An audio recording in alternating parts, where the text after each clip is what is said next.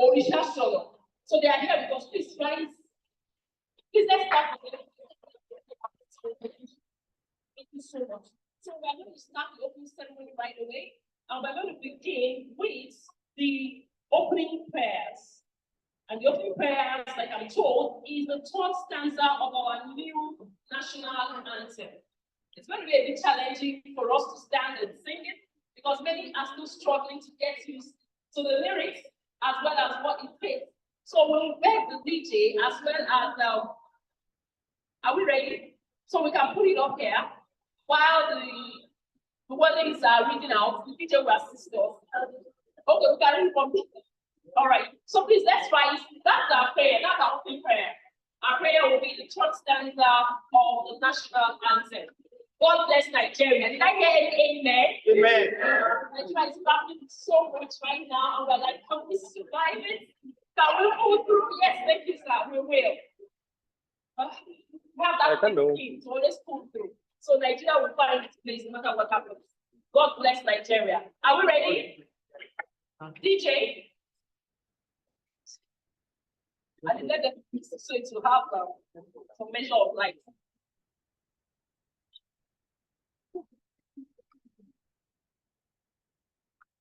Ready? What?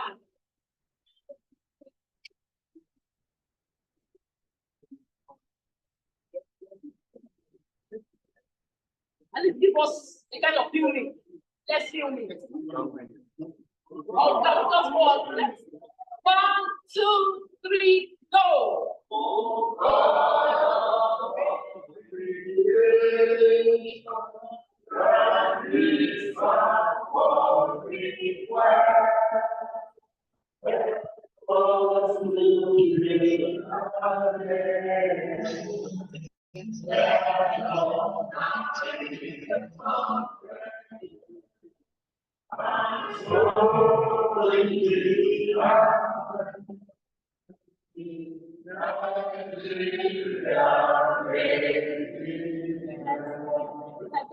One more time. Are you ready now? I think the music will help us. Let's go. 1, 2, 3.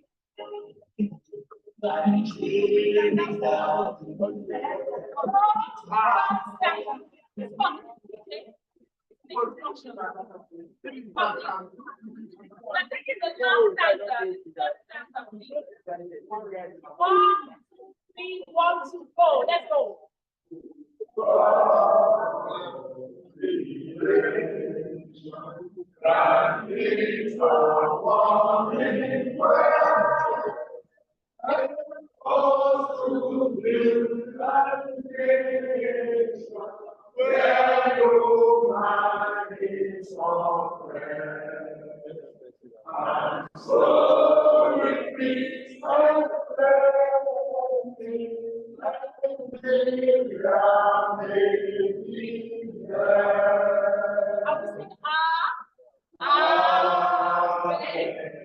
Thank you so much. Round of applause. Thank you for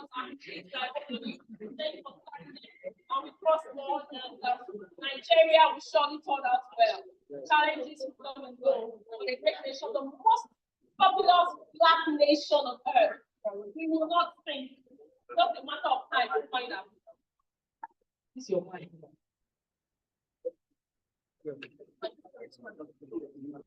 All right, so we're taking that and very quickly talk about time. Now, you know when they start?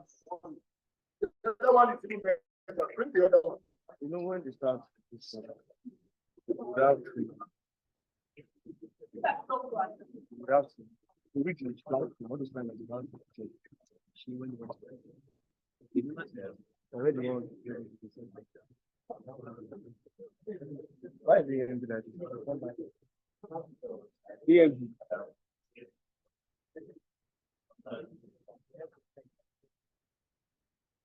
Is that okay?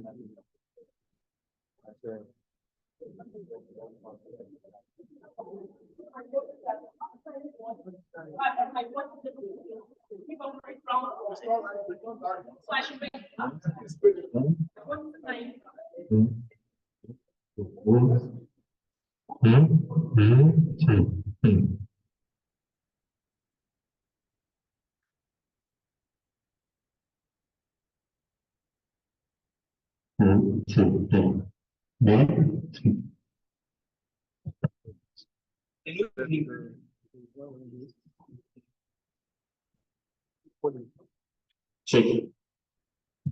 All right, thank you. Better, much better. Please bear with us.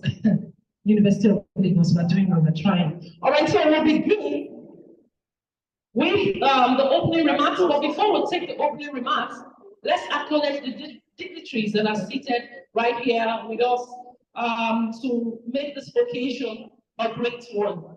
I begin with the Honorable Minister of Marine and Blue Economy, His Excellency Adeboyega Oyetola, is represented. A round of applause, please. Is represented by the Deputy Director, Marine Fisheries in the Ministry. His name is Usman Garba. Thank you very much, sir, for coming. We appreciate you. Thank you so much. Then the next, we have the Honorable Minister of State, Agriculture and Food Security, Senator Dr. Ali Sahib Abdullahi.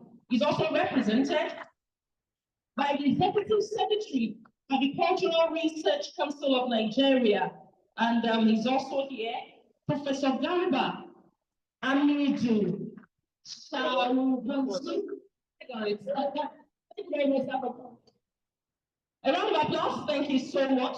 So next on the line, we have the Honorable Commissioner, Ministry of Agriculture, Lagos State, Mrs. Abisola Olusoya. She is also represented by the Permanent Secretary, Lagos State Ministry of Agri, Mr. Emmanuel Arudo. Is he here? You're welcome, sir. Thank you so much for coming. All right, we also have the World Fish Office, Nigeria, Dr. Sunil Siriwadena. And there's also a representative, she's here, Professor Benedicta Fregene. She's here representing. Thank you very much, ma'am. And then we have the Provost, Federal College of Fisheries and Marine Technology, Victoria Island, Lagos, Dr. Chooks Onoha is also represented. The representative is also here by the Director of Federal Department of Fisheries and Agriculture, Mrs. Adeleke Adejoke. She is an Assistant Director of Fisheries, Federal Fisheries. Now you're highly welcome. A round of applause, please.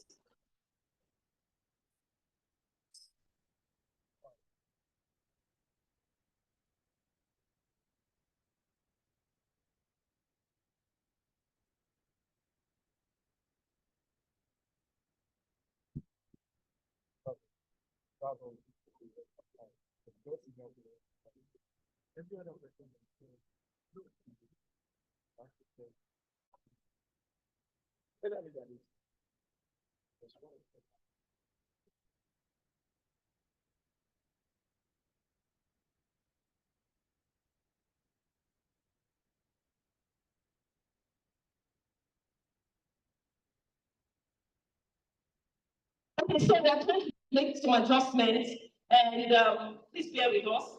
We have the high table, and it will be honorable to have the Minister of Marine and Blue Economy be on the high table. Please, a round of applause. Welcome to the high table, sir. We also welcome the Honorable Minister of State, Agriculture and Food Security to the high table. We also welcome the Commissioner. Yeah.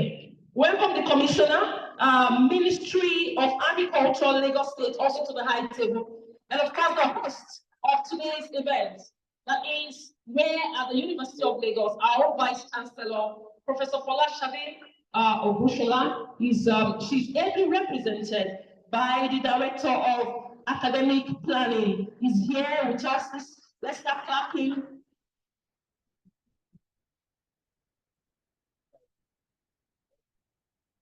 Professor Soji Ilori, please a round of applause as we welcome him to the high table.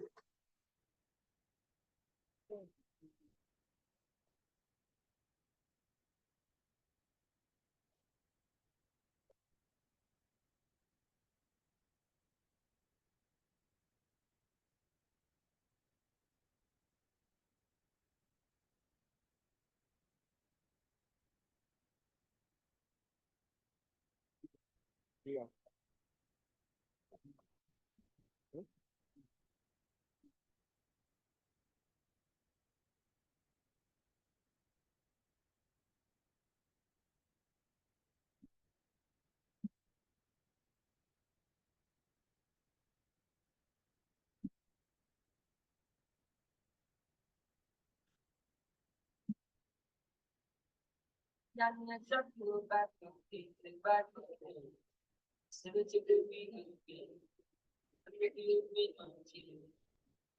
All right, so thank you very much. A round of applause. Thank you very much.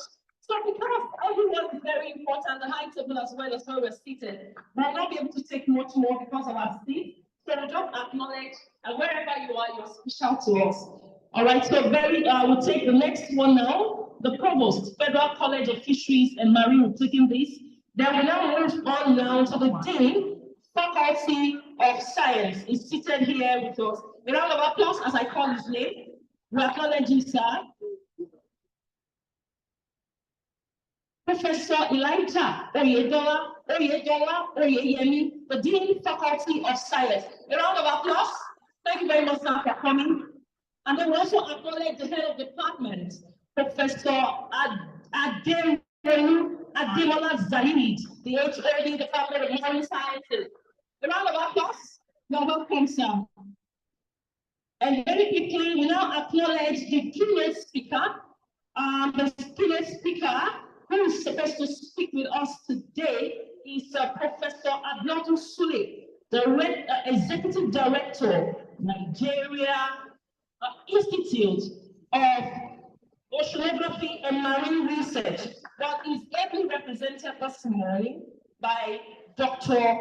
Ibi Fubara Kuki. He's seated here this morning. You are highly welcome, sir. So what we'll do, as each dignitary walks in, we'll be taking the acknowledgement because of our time. No more, sir. Thank you very much. We also want to recognize the presence of Mr. Peter Olujide, who is ably represented by Mr. Taiwo Adeniji, the MD, Vitafoam Nigeria PLC. A round of applause for him. Also in our midst today, we have the representative of CIC Nigeria Limited, the Deputy Managing Director, Mr. Bragi Rasle, represented by Mr. Olatunde Dosumu. Please, you are recognized. Thank you very much. Thank you very much, sir. So we also have the MD, Niger Biscuits, Mr. Femi Akinero, who is here with us. You are highly welcome, sir. We have a representative. How about bite my tongue? So I apologize if I kill this name. As that, did I get it? As Dabadin, okay. Mrs. Olushola Ononusi. Is she here? As Marine Bank. All right, so I corrected. The representative of As Marine Bank. Where is she? A round of applause. All right, thank you very much now for coming. Okay, so what we'll do as we continue, we'll be acknowledging all those that will be working in with us. Very quickly, because of our time, we'll be taking the welcome remarks. The welcome remarks before we go to the... Sorry, we could. Sorry, we still feel that our students will come around to come and fill out the debate before the program actually starts. Please, the representative of the student, representative of the Department of Marine, please try to mobilize your people to come around so that we put life into this program. Thank you very much. All right, so I'm told we need to recognize all these people. Okay, before then, let me recognize the LFC chairman, that the local organizing committee chairman. She is standing by now to give us the welcome remarks, the opening remarks. And her name is Professor Adeshola Shibono, chairman or chairman meeting. Will acknowledge all the others. Ma, you're highly welcome.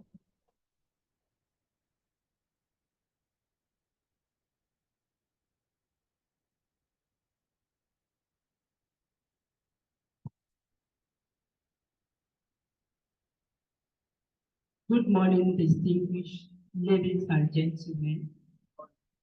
I want to first of all apologize for starting this program behind the scheduled time. We appreciate your time and we are not taking it for granted.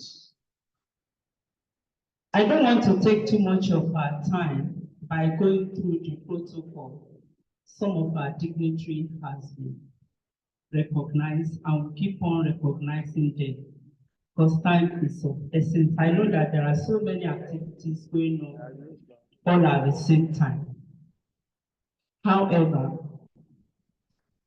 Your Excellencies, distinguished ladies and gentlemen, all the participants, members of the press, our dear students, distinguished guests, ladies and gentlemen.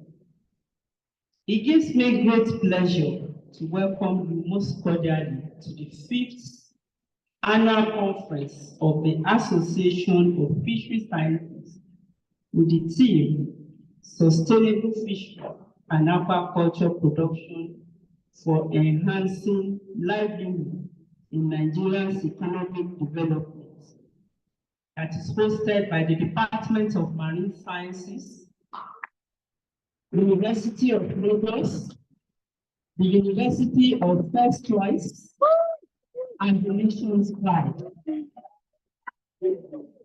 I hereby use this opportunity to express our heartfelt gratitude to the Vice Chancellor, Professor Folashade Ogunsola, OON, ably represented by our Director of Academic Planning, Professor Olusoji Ilori. We are highly welcome. Appreciate your time. For granting the permission to the Department of Marine Sciences to host this year's conference, and for her sending our able brother to come and represent her due to her busy schedule, and also for the director to declare the conference open. Thank you, sir. You are welcome. My appreciation also goes to the keynote speaker of today's conference, Professor Abiodun Sule, the Executive Director, Nigerian Institute for Oceanography and Marine Research.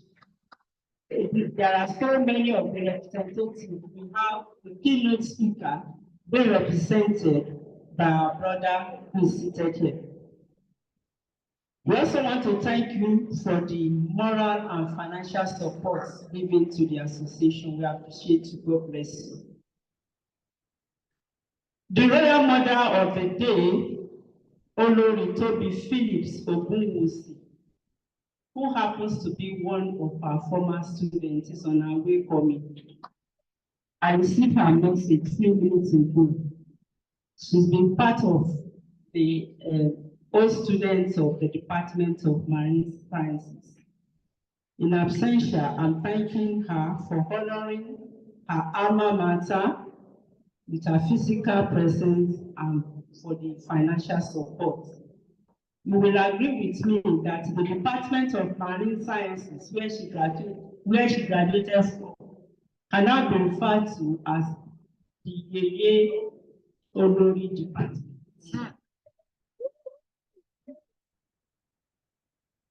Also, I express my heartfelt gratitude to the sponsors of the 5th Anifs Annual Conference. I want to appreciate the Chairman, Chief Executive Officer of West Niger, in person of Mr. Kunle Shoname, and one of the subsidiary of his company, the Value Jet. They are here with us, exhibiting their products. Also appreciated is CIC Limited group of companies. Thank you very much. We appreciate you for your support.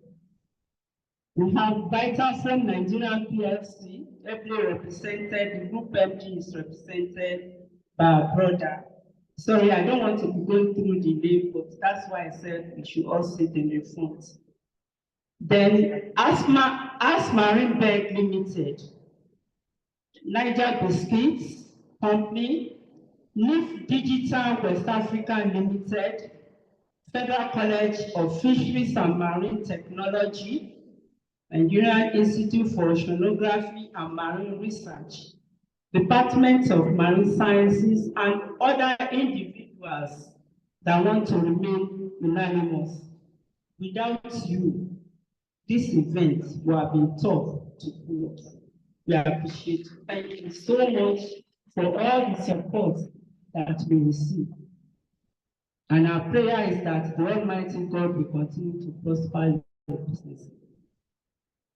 I would like to thank the members of the local organizing committee who have helped to organize the conference.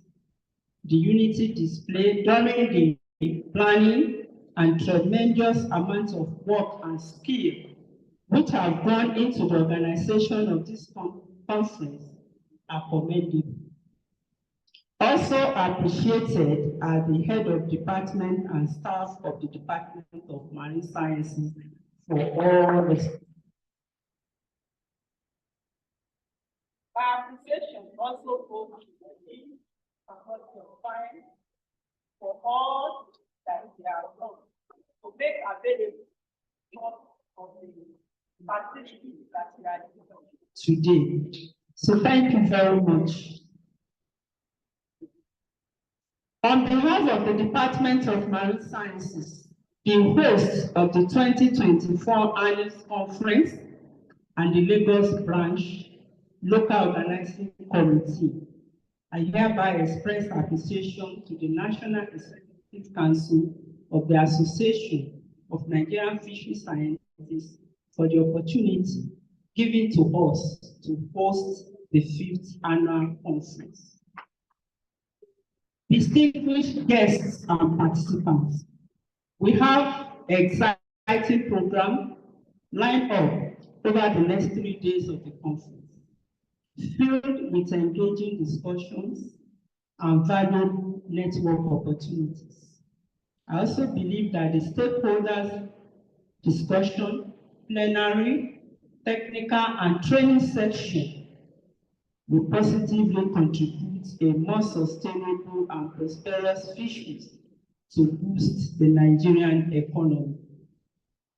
Your Excellencies, my Vice Chancellor, ably represented by the Director, I hereby express my best wishes for a most rewarding conference. Once again, I thank you all for finding time to attend this conference. God bless you. I think we can do better. And these events, we the LOC of this kind of the conference. Let me especially recognize Dr. Nick Aladito, the representative of Provost, Federal College of Fisheries and Marine Technology, Lagos. Well, we are already at the pride of the nation, which is the University of Lagos. And Lagos is being tagged as the center of excellence, and we expect nothing but a very eventful and engaging conference. So to put this program together, we have tremendous support from the National Executive, the NEC of Fishery, and our Association of Nigerian Fishery Scientists, which is ably presided over by Professor B.O. Omitoyi. That's the national president of Anifs. Also, we have Professor Hai Magawata, who is the first vice president. Please stand up. Also, the second vice president is Professor J.O. Abolaga from the University of Benin. He's still on his way. You know, you've done that very soon. We also have Professor Emmanuel Kolawole Ajani, the General Secretary of Anifs. Thank you for your relentless efforts. Also, our Financial Secretary, Professor Mrs. Bilikisu Aminu Shinkafi, we appreciate you so much. Please, a round of applause for her. And you have Onya Loki Uche, who is the Assistant Secretary. You are appreciated too. Then our editorial guru, Professor Zimion O. Ayola, is the Business and Welfare Officer of NAC. Part of the ESCO, we have Professor R.O.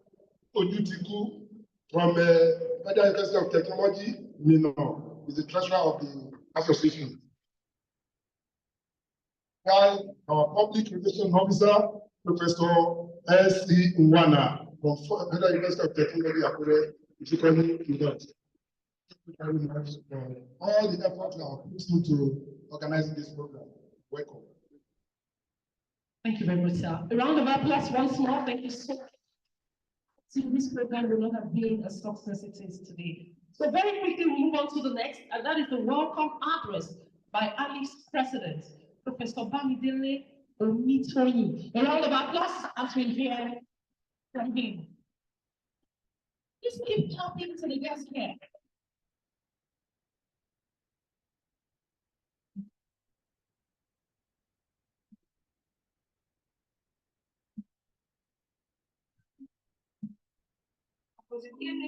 Vice Chancellor, University of Lagos, Professor Folashade Ogunshola, FAS, OON, ably represented by the Director of Academic Planning, Professor M. Lori, the Honorable Minister, Federal Ministry of Marine and Blue Economy, His Excellency Adeboyega Oyetola, ably represented by the Deputy Director, Marine Fisheries, Mr. Usman Garba.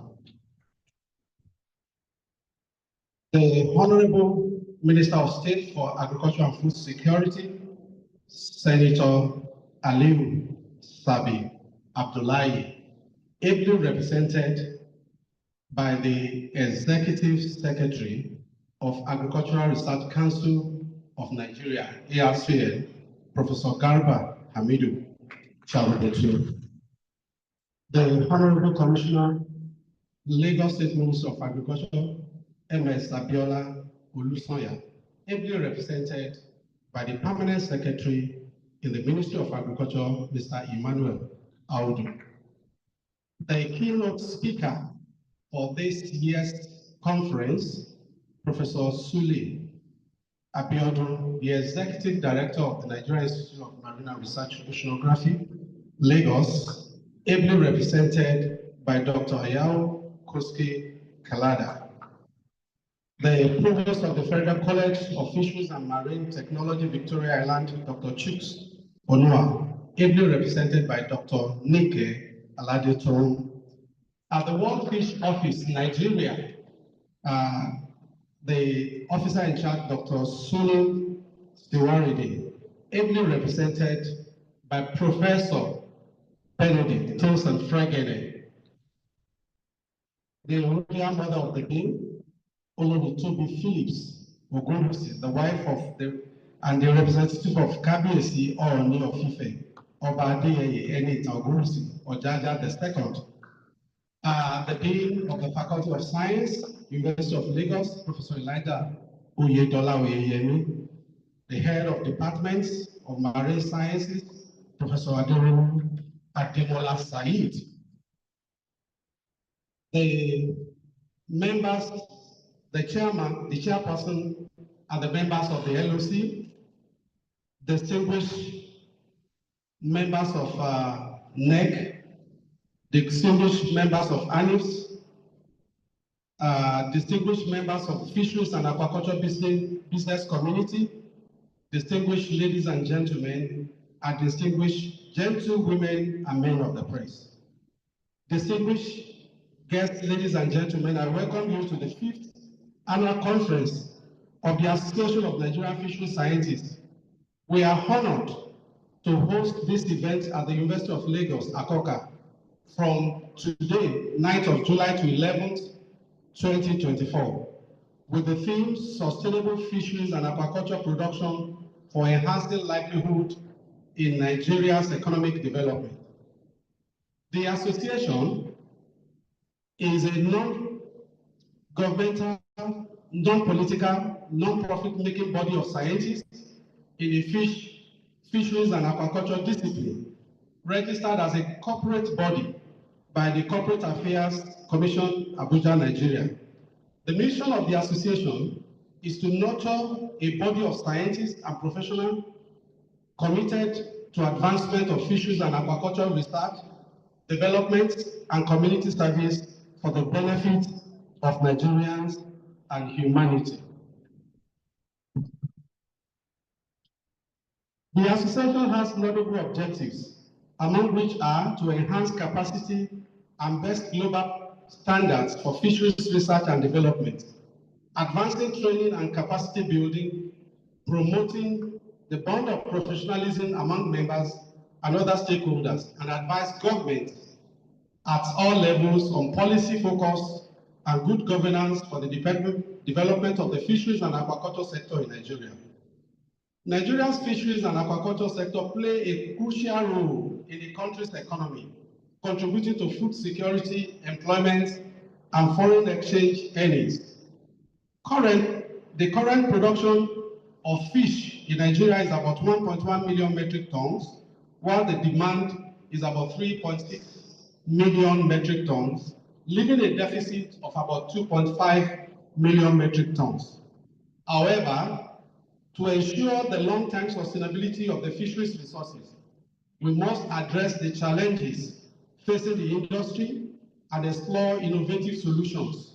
We are encouraged by the growing recognition of the blue economy concept in Nigeria, which emphasizes the sustainable use of marine and aquatic resources for economic development.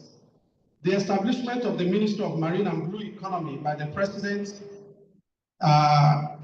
of the Federal Republic of Nigeria, President Ahmed Bola Tinubu, GCFR, is a welcome and strategic move that will help Nigeria tap into its rich aquatic resources as part of the national economic framework.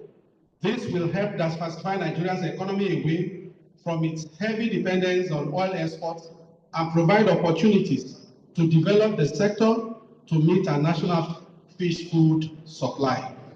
This conference provides a platform for fisheries scientists, policymakers, and industry stakeholders to come together and discuss strategies for sustainable fisheries and aquaculture production in Nigeria.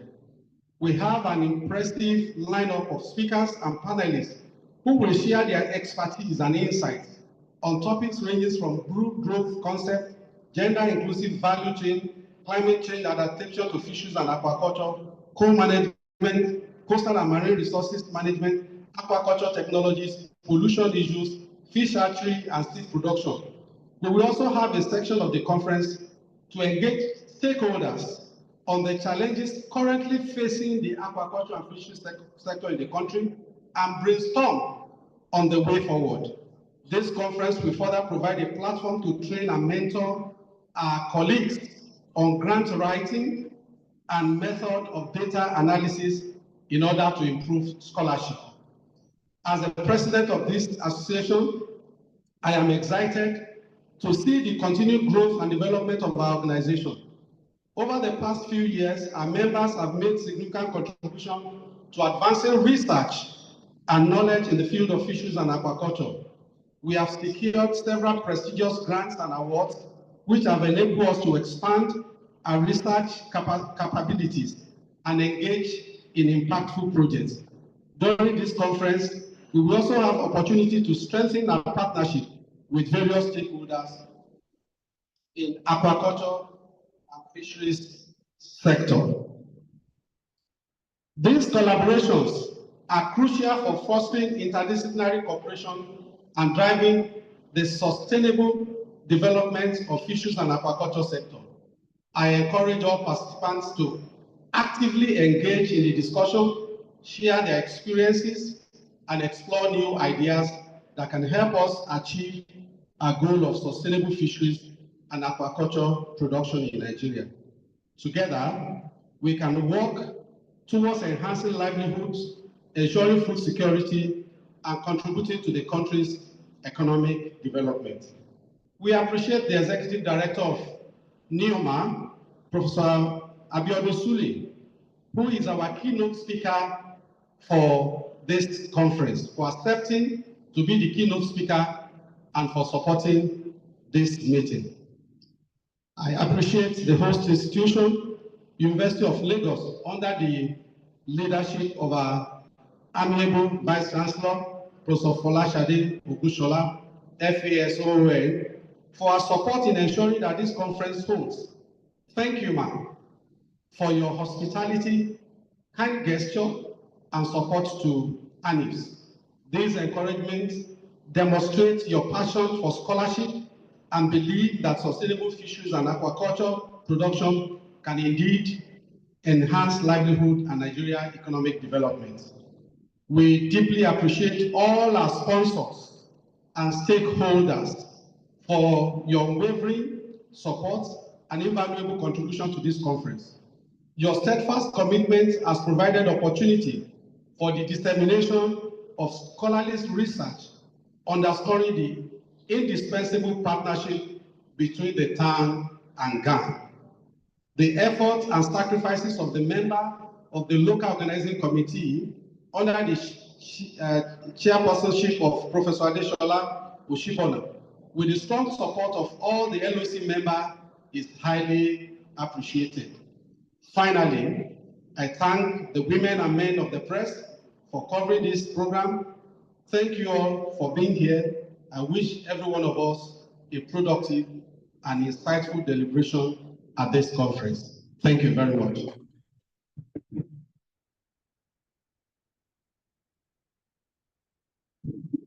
Thank you very much, sir. A round of applause. We picked something very, very sound about the power of aqua in Nigeria. It's an area that we're going to be exploring, especially with the great administration. Very quickly, because of our time, we'll now be inviting the Vice Chancellor, University of Lagos, Professor Folashade Ogushola, to give us a welcome address and make a declaration of the 2024 Anifs Conference to declare it open. And she is ably represented by the Director of Academic Planning, Professor Soji Ilori. You're welcome, sir. A round of applause.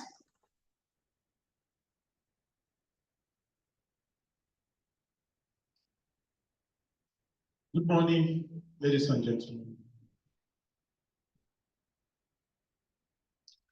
Professor Folashade Ogushola, who were in FES, sends our apologies.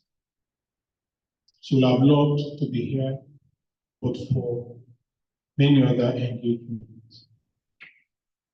On her behalf, I want to welcome you to the 5th Annual Conference and General Meeting of the Association of Nigerian Fisheries Scientists, with the theme Sustainable Fisheries and Aquaculture Production for Enhancing Livelihood in Nigeria Economic Development.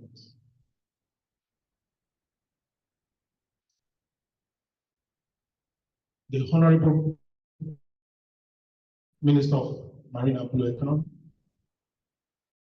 His Excellency Adeboyega Oyetola, former governor, who is here represented by Mr. Usman Garuba, the Honorable Minister of State, Agric and Food Security, Senator Dr. Shabi Abdullahi, represented here by Professor Amidu, Commissioner, Ministry of Agric, Lagos State, Mrs. Olusoyin, who is represented by Mr. Audu.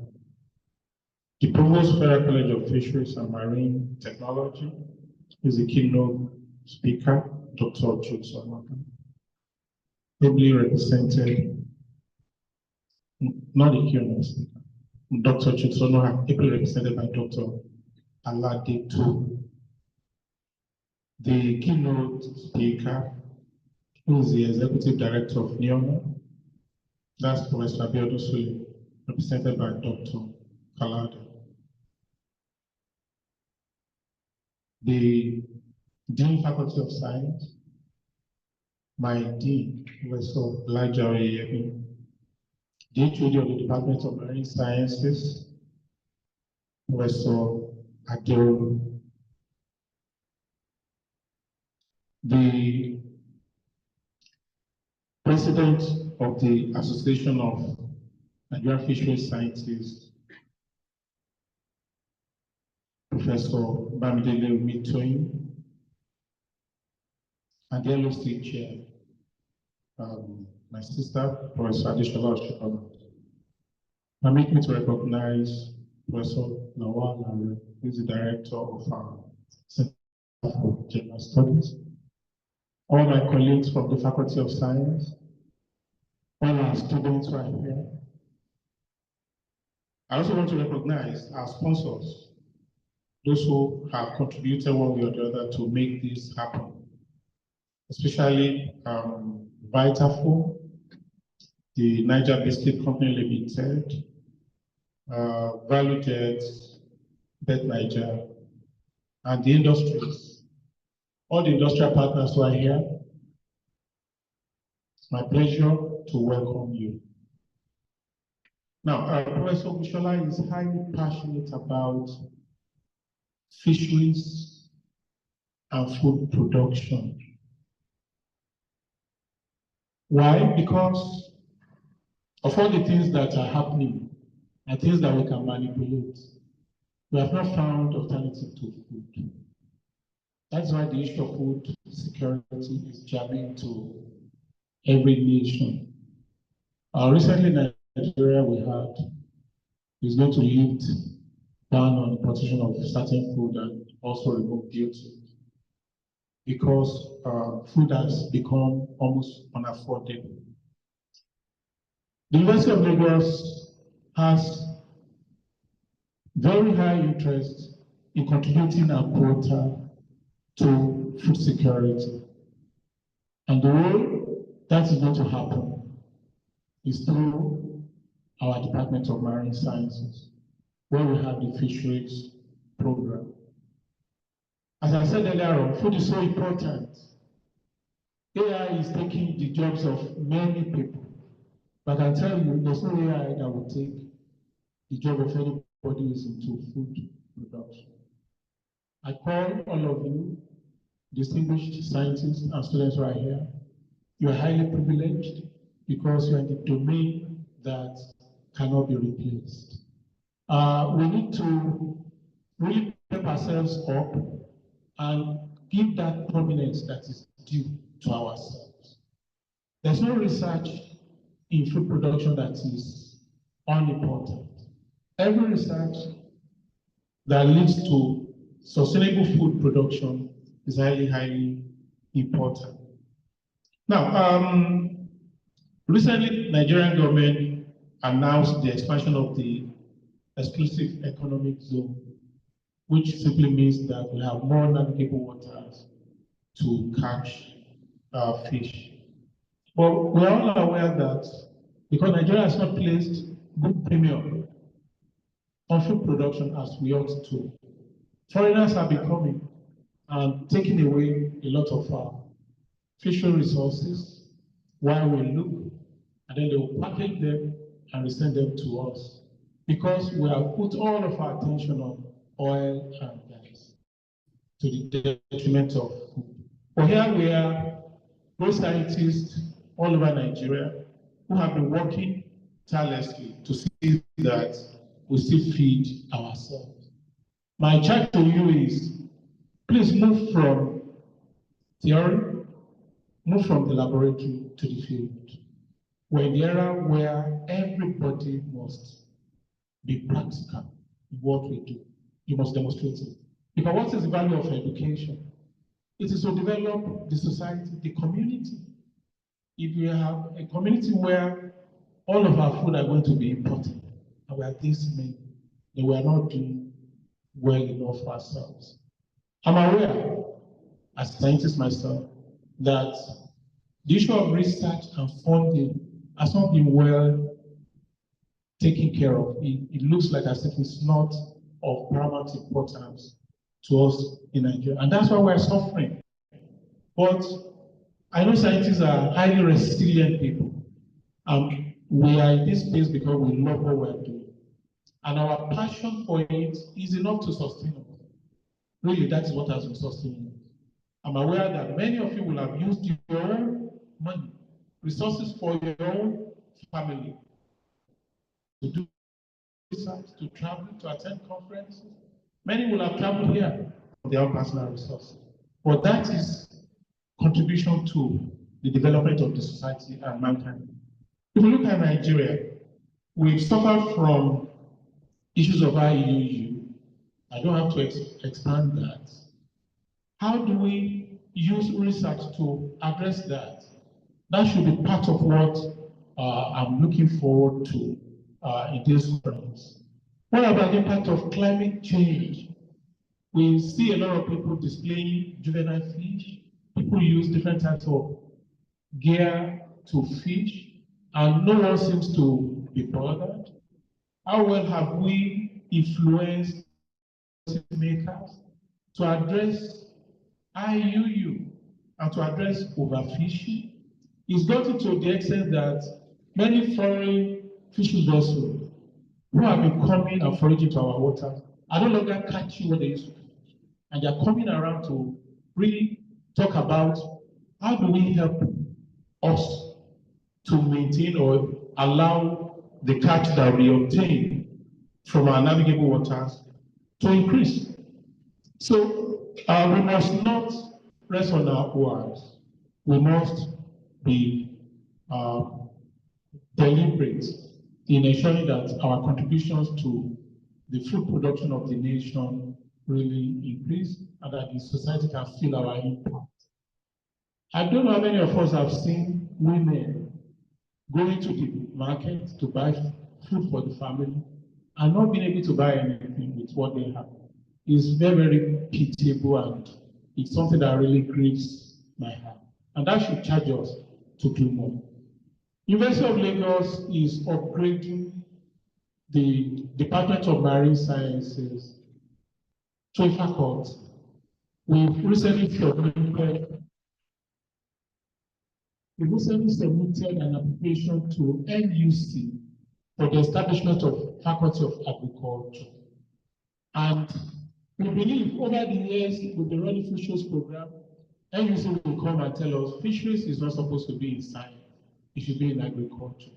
You see, we are surrounded by water, and we see a lot of people catching, fishing around us with canoe, and we also see our people going to the Atlantic Ocean, and a lot of discourse and appreciation of what is happening. But how can we step it up? Because universities are to generate ideas and bring about knowledge and innovation to help solve the problem of the society. So we are taking it further by ensuring that we upgrade our contribution to food production by having a faculty that will be dedicated to that. It simply means we are going to be reaching out to many of you who are here, because it's a public university, we cannot survive on our own. We need expertise, we need information, we need support. We need people to come for sabbatical. We need people to,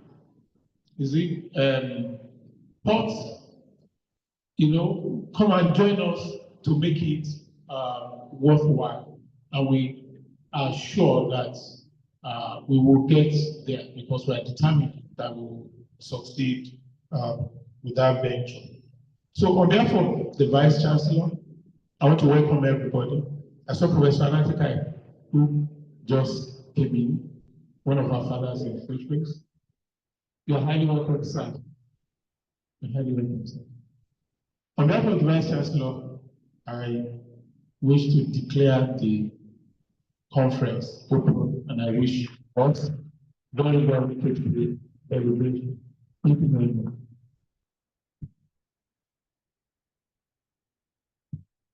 Thank you very much, sir. Very profound words there, and I trust that those words will go beyond the shores of this country. These things are going to distinguish University of Lagos, Nigeria, and even Africa as a great, not just a great nation, but will stand out in the midst of the continent. A round of applause once again. God bless University of Lagos. So it's now time for us to begin to take the keynote messages, that's the goodwill messages. But I'm being told that there was a mix-up, so I have to quickly clear it. Concerning the keynote speaker, he is represented by Dr. Ibifubara Cookie. I mentioned it earlier, but I think when one or two speakers came up, they mixed it. So the one representing our keynote speaker is here seated in front. He is Dr. Ibifubara Cookie. He is representing the keynote speaker, and in a few minutes' time, will be coming up to speak with us. Then we acknowledge the presence of Professor Anatika Martins, retired from Lagos State University, our very own distinguished emeritus professor. You are welcome, sir. Permit me to acknowledge the presence of all the deans of other faculties, as well as the head of departments of other departments. A round of applause. And then our very own Director of General Studies. I didn't see how much she worked in, our own delectable and beautiful one. Ma, you're highly welcome. A round of applause for Professor Aderonke Lawal Are. I enjoyed your inaugural lecture on class. So, yeah, because I'm a food journalist as well. Apart from being in the newsroom as a news editor, I do food journalism. I've been doing it way back from the days at the Guardian newspapers. So when I attended that lecture, it was for me. And then today also talking about fishery, it's a very strategic one for food journalism in Nigeria. Thank you very much. And then now moving on to the goodwill messages, I'll be inviting the Honorable Minister of Marine and Blue Economy, His Excellency Adegboyega Oyetola, is represented as he takes gives us his own goodwill message. You're highly welcome, sir.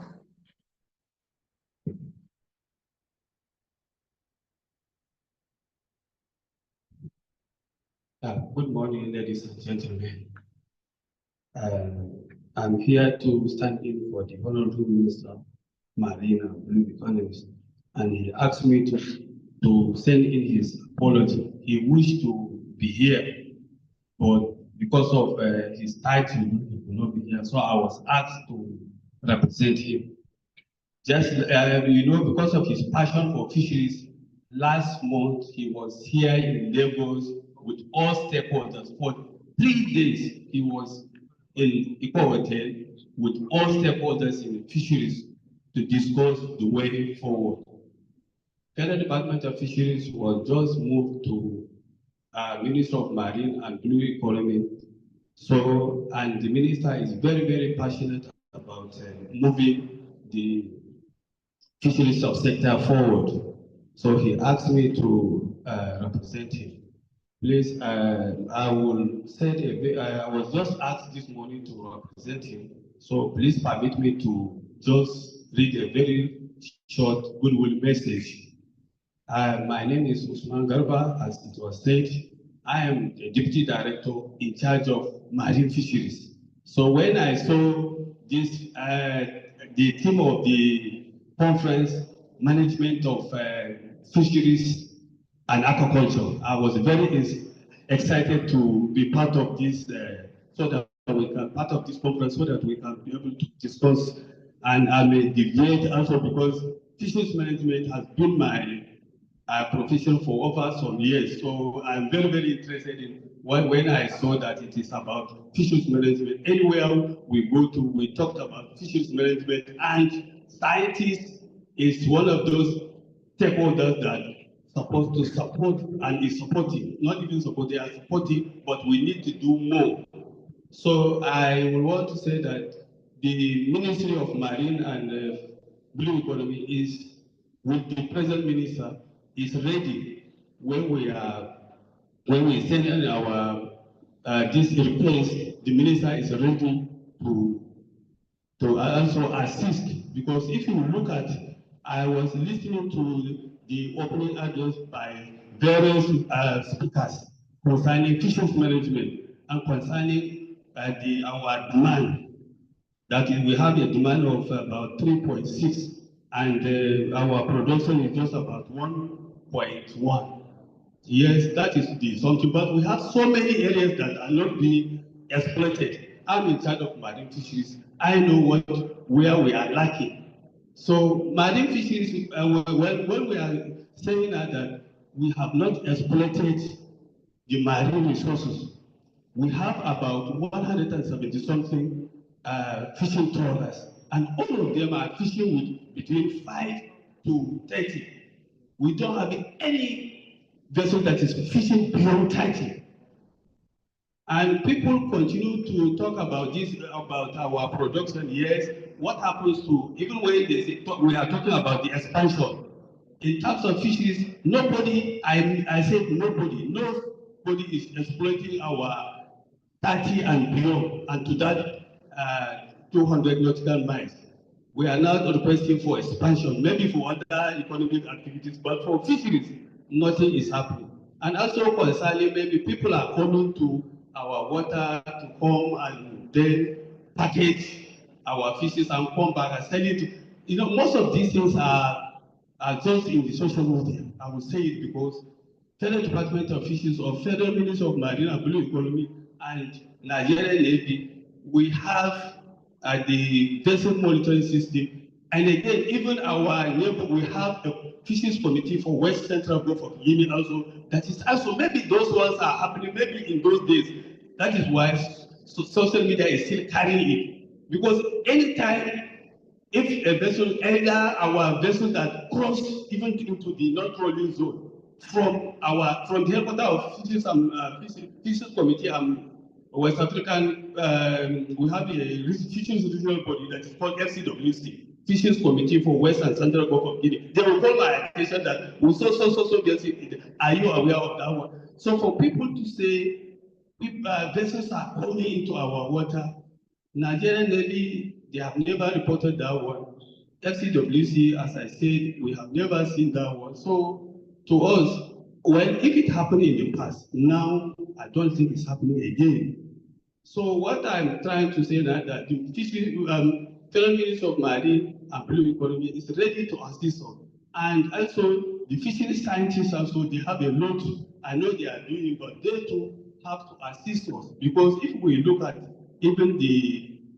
even our fish, that is the smallest fish that is supposed to be caught, the fishing scientists or the fisheries management, that the research institute are supposed to be telling us the sizes to be allowed to catch.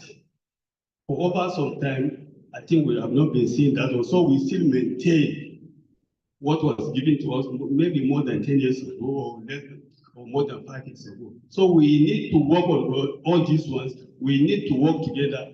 There's no any body that can be able to manage fisheries alone. We need to put heads together.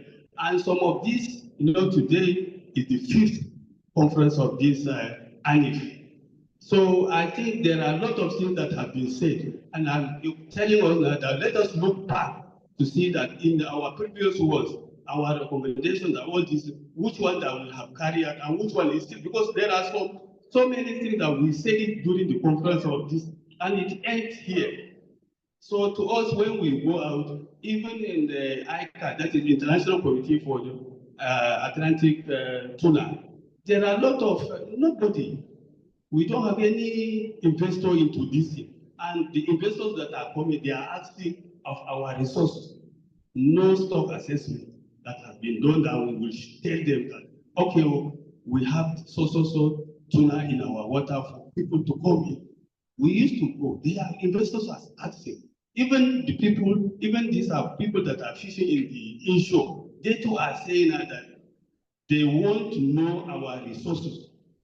There are so many investors that want to come in, but because we don't have and we have even also challenges in data collection. So even this one that we are talking about, 3.6 as our, maybe the demand, well, it's okay, but what of the production? We have so many water bodies, we have so many lakes that are unexploited.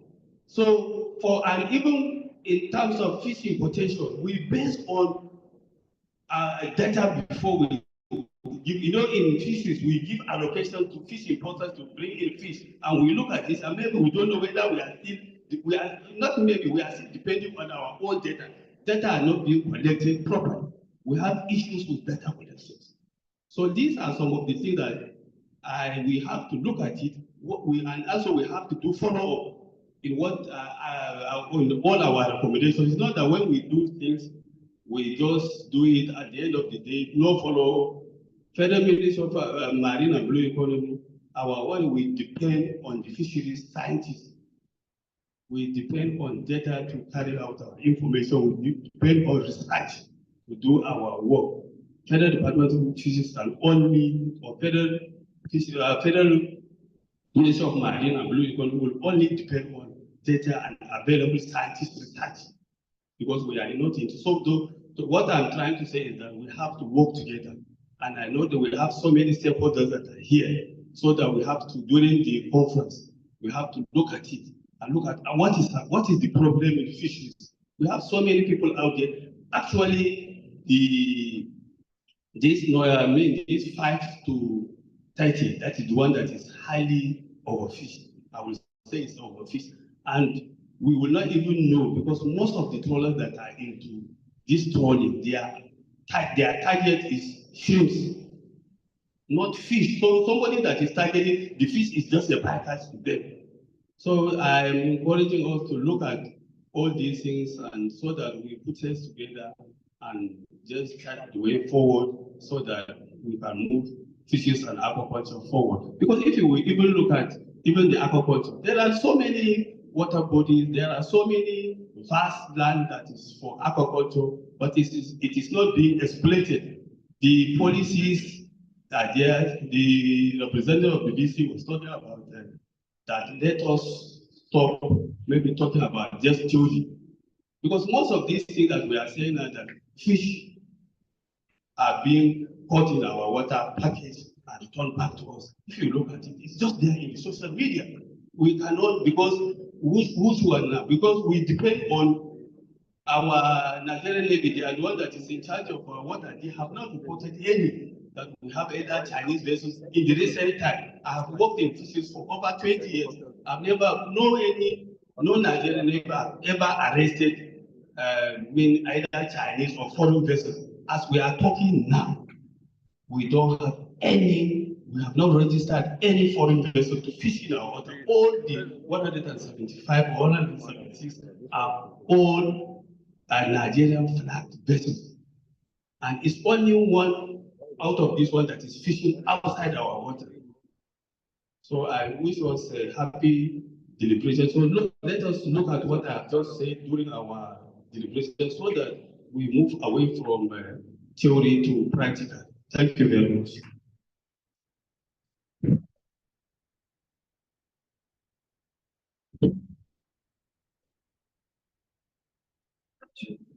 Thank you very much, sir. DJ Pinidao.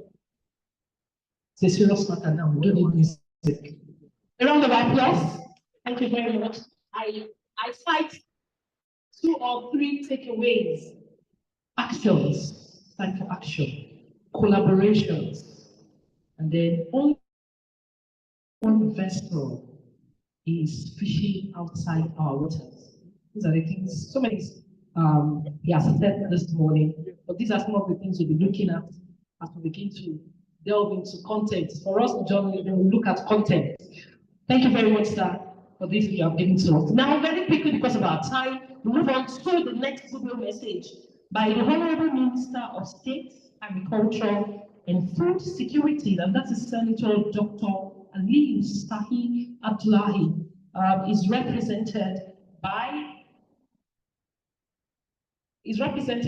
the Executive Secretary, Agricultural Research Council of Nigeria, Professor Garuba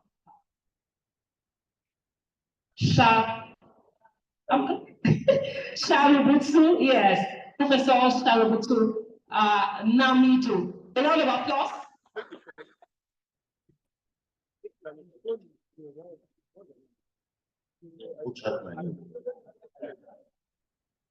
The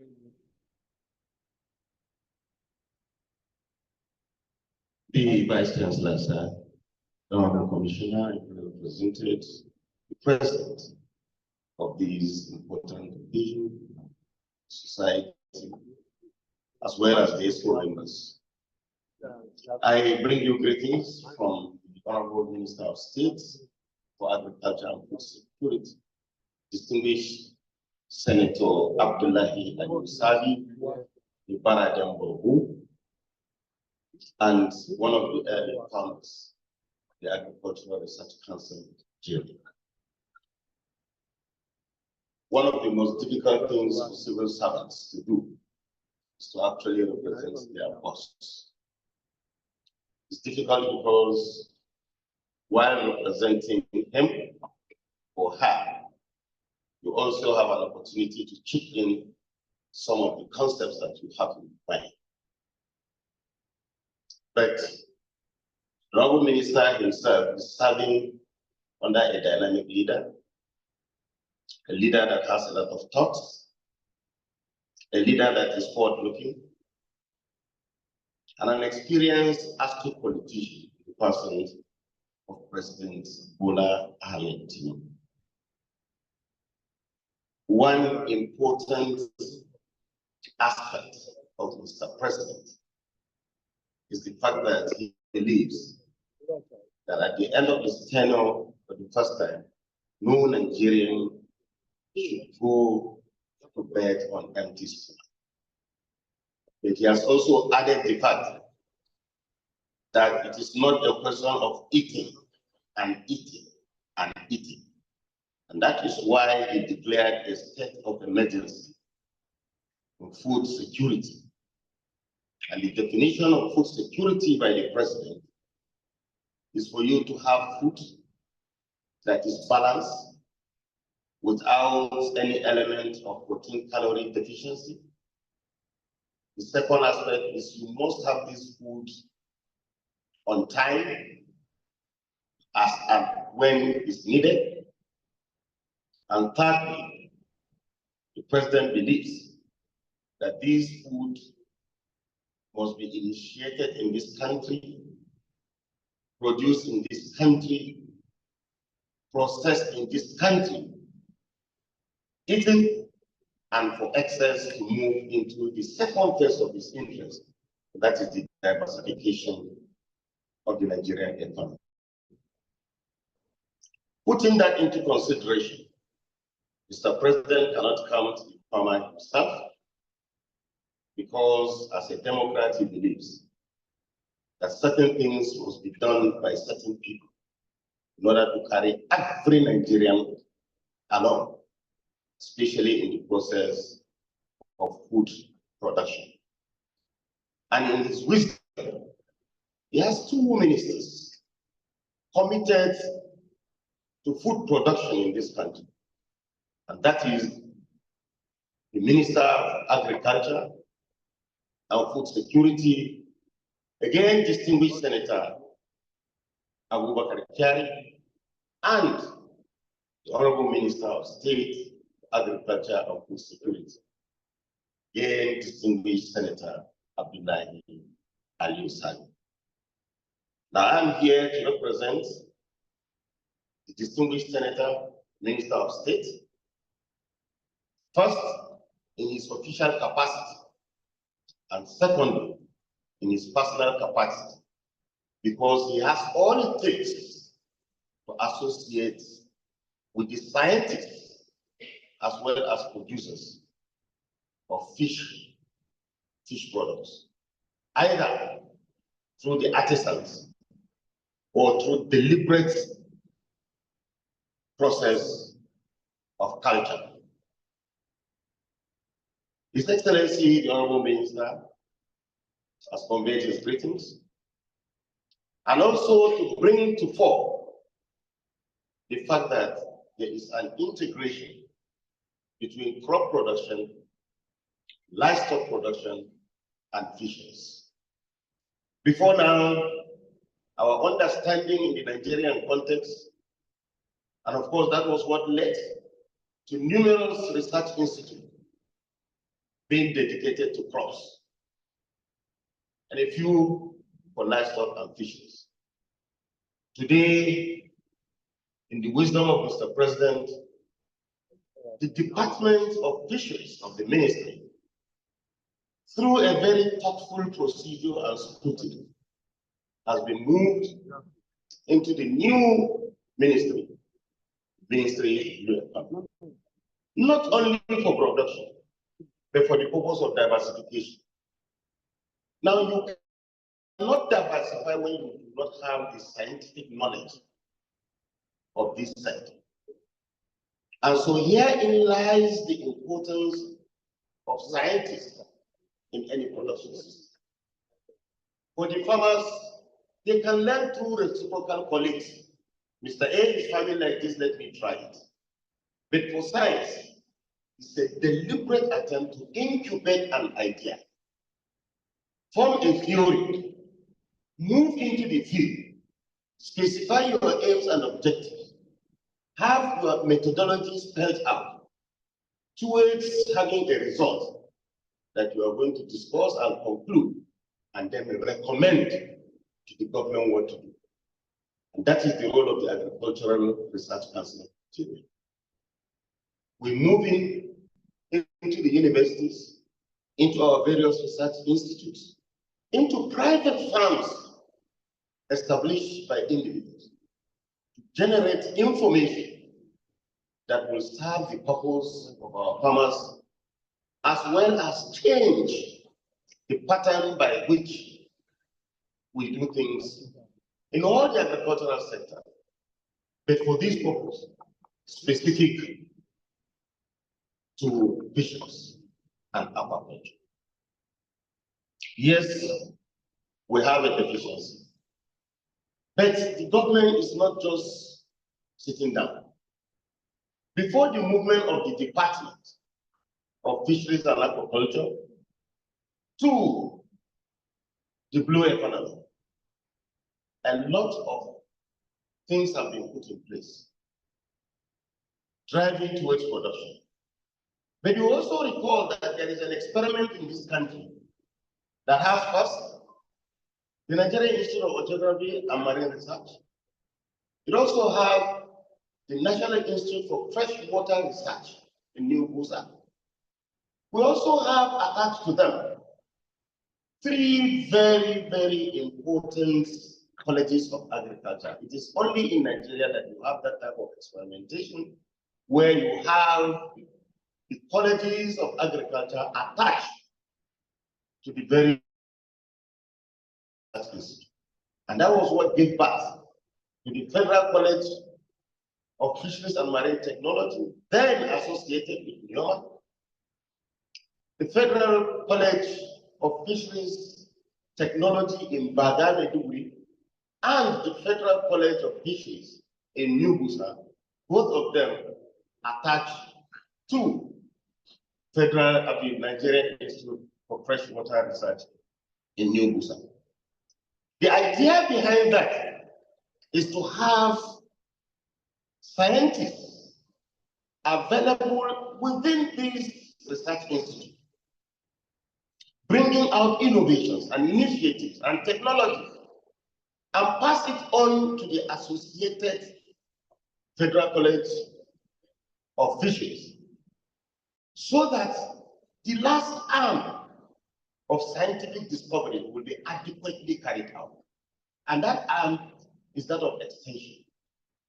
The minister acknowledges the fact that extension in the areas of fisheries as well as livestock have been very, very low, because the Unified Agricultural Extension Policy, despite the fact that it was supposed to encompass all the members of the agricultural sector, has given more credit to crops than livestock. Now, herein lies the challenge. For scientists in the university, it is not just enough for you to carry one thing and put in the other and develop.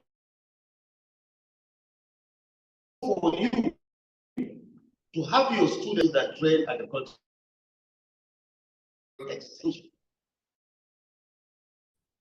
graduates to inculcate the understanding of fisheries being a unique area of production into the minds of our extension workers so that they will be able to appreciate it.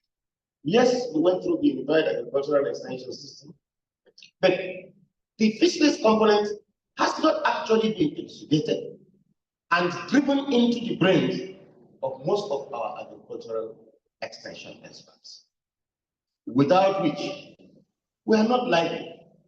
So deliberately there is today an order by the ministry that every college of agriculture must have an outstation domiciled in the rural areas to make sure that they are able to reach out. And before now, each of those outstations were supposed to concentrate only on the commodity of the parent institute. Today, extension arms are being established. And we have what we call adopted villages. That was one of the initiatives of the current Minister of State. We also have adopted colleges and Arab centers. The directive by the Honorable Minister is that each of these Arab centers must have the components of livestock, poultry, fisheries, as well as crops that are supposed to operate on equal basis. This is believed is that we will be able to carry the fisheries sector forward. The aspect of research in the area of fisheries is also something that is of concern. Yes, we can get into the rivers and see what is happening. We can get to the ocean and see what is happening. But the issue of culture, aquaculture, must be something you are also supposed to bring into force, because the expectation is that you should continue to research into bits and bits, smaller and smaller, until you research into everything. That is the concept. The idea of scientists limiting themselves only within the confines of the university or the research institute is no more going to scale through, because the Honorable Minister has also directed that even in our assessment procedure for promotion in our various research institutes and colleges, we must bring in a value for patency as well as discovery. So these, for the subsequent years, have been incorporated into our promotion criteria, because you may wish to know that the Office of the Head of Service of the Federation is doing away with the upper form.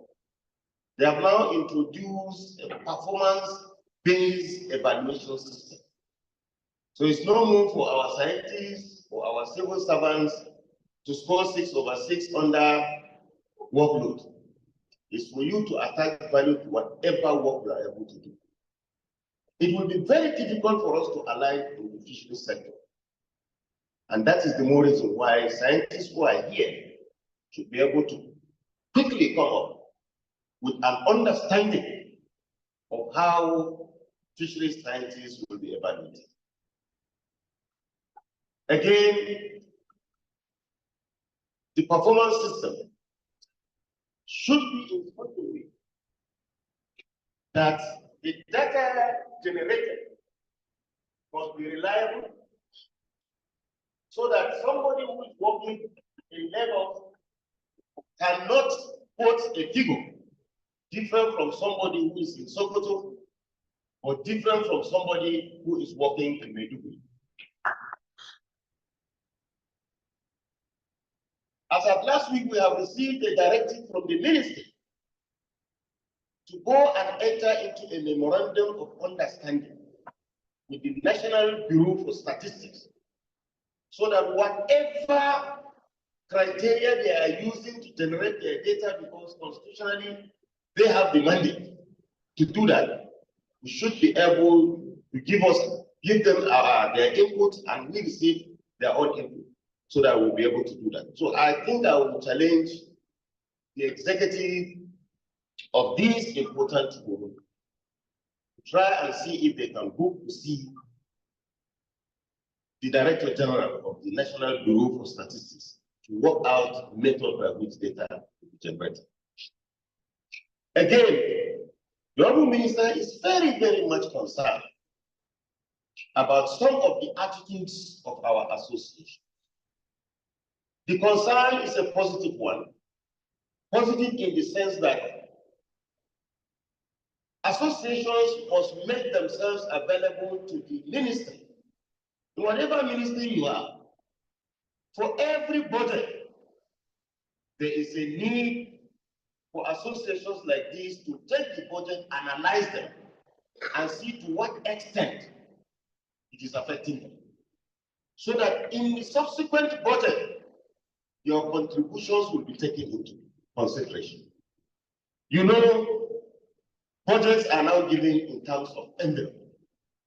And this envelope is supposed to be broken down by the chief executive into areas that they want. So the work of your association will be to analyze this budget as it affects your own sector and make a presentation to the Honorable Minister so that he will be able to appreciate what to expect. In a nutshell, the directive of Mr. President there is that it is the responsibility of every Nigerian, either individually or collectively, to monitor the progress in every sector of the economy. And so Fisheries Department or Fisheries as an association should not be left behind. More so, the Honorable Minister asked me to call your attention to the fact that in coming into force of this government, President Bola Ahmed Tinubu quickly decided to activate the National Agricultural Development Fund. He has given them the office, he has given them the instrument, but he has budgeted money for that. And as such, that fund will not go out and look for you. You are the ones that will sit down and look at that fund. Take their law, see how it affects you. And then you can now book to see the executive secretary of the National Agricultural Development Fund, discuss with them, and know what you're going to do. If you leave them alone, the people in livestock will take their share. The people in the research university will take. The people in industry will take.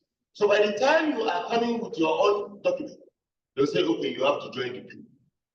I wouldn't mind a situation where you can book as an escort, see the minister, to see the executive secretary within a week or two. The young chap is available so that you'll be able to say the implementation of these funds affect us in so and so way. We already have the advantage that the Honorable Minister of State is a member of this family because he's an agriculturalist.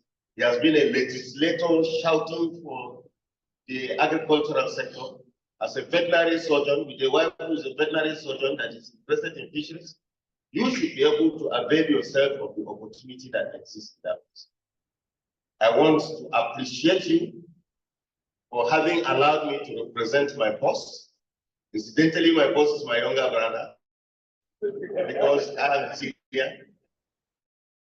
But because of humility, because of his humbleness, all of us in the ministry have no alternative than to follow him because we have seen his foresight. We have seen how he also respects the authority above. Thank you very much. A round of applause. Thank you very much, sir. So we move on to the next now. The next message will be given by the Honorable Commissioner, Ministry of Agriculture, Lagos State, Mrs. Abisola Olusoya. She is represented by the Permanent Secretary, and he's here in our Lagos State Ministry of Agriculture, Mr. Emmanuel Arudu. A round of applause.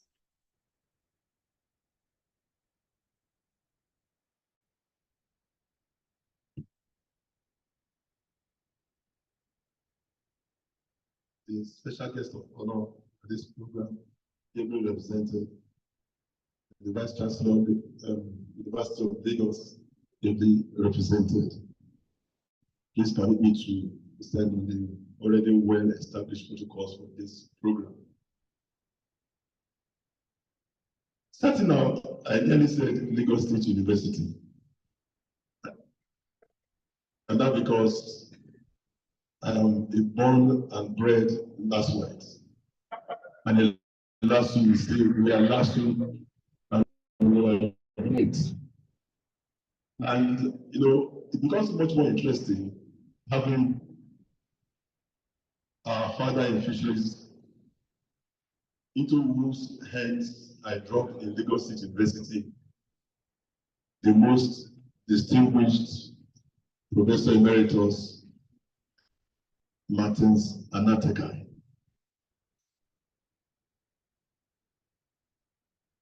I entered Lagos State University in 1986, and as a fresher in fisheries, we're molded, we're schooled, we're trained, we're mentored by our most distinguished professor here in our midst.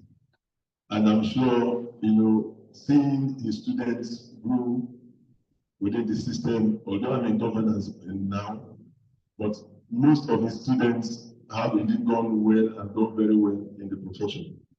We say, thank you, sir, for your painstaking dedication in training us back then. Thank you very much. I also see very young minds in this place, students of fisheries in this university. My daughters asked me a question one day, and I share this each time I have to speak to young ones. They said, Daddy, why did you go to university to go and read fisheries? Why didn't you do medicine, engineering, architecture, all of those law, all of those things? I said, very well in my WAEC, I had 9 papers at once, all science, arts, physics, chemistry, biology, mathematics, English, government, commerce, economics, Bible knowledge. All of them, I did everything and passed at positive. But WAEC did not release physics. They held on to physics for about 2 months. And by divine arrangement, my late father said, look, I've gone through the LASU admission process. The only course that you enter in now is fisheries, because you don't have physics. It was like I was in the should I go, should I not? And he said, if you go fisheries, you do it, you can stand on your own, you can practice on your own. So I went and I took up the admission into LASU fisheries. As soon as we did matriculation, WAEC released physics. So it was like I was trapped in fisheries. And when my daughters asked me that question, and I looked back and I asked them one question also. I said, which university do you attend? They called one of the foremost private universities in the country, Covenant University. I said, fisheries paid your school fees.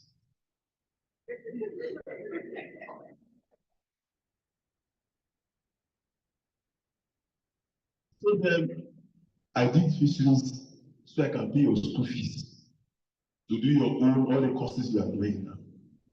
And so I'd like to speak to our young ones here. Please don't ever let anyone look down on your course or your profession.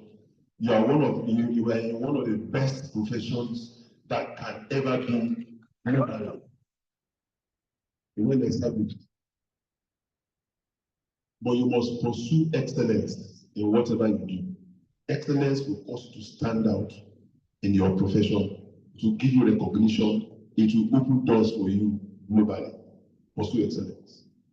So on that note, I'd like to bring greetings from the Honorable Commissioner for Agriculture in Lagos State, Ms. Ruth Abisola Odusoya. She made it mandatory that I must be here today. In fact, presently at the ministry, we are celebrating her birthday. She was a year older on Saturday, and she came back into the country yesterday, and the entire ministry is celebrating the birthday, and the permanent secretary is not around. It's because of the importance that she has attached to this program. We had done the planning all week, and she called me around 1 o'clock over the night and said, "You must attend this program." I said, "Ma, all the preparations that we have done, all the rice and the soup and the amala and the fish and everything that is here, no, you must go." And so I'm here this morning. So I bring you greetings from my honorable commissioner. Who treasures and values this profession so. Fisheries is a major preoccupation in Lagos State and a very important one for that matter. If you look at the crest of Lagos State, you will see fishing activity. You see a canoe with fishermen there and their cast nets well represented in the crest of Lagos. It tells you the importance that fisheries hold within our subnational in Lagos. And because of that, we understand the fact that it is the major preoccupation of people living in the coastal and estuarine areas of the state, stretching from as far as Badagry up to the Lekki axis of the state. The entire length along that coastline is just predominantly fishing activities. Not to talk of within the lagoon networks, within and around the state, which constitute about 22% of the state's total land mass. All is fishing and fishing activities. But then, of course, we have a major challenge. We are not able to produce maximally or to produce to meet demand. A lot of fish still being consumed comes from imported fish. Why is that so? We have abundant natural resources, large exports of water bodies.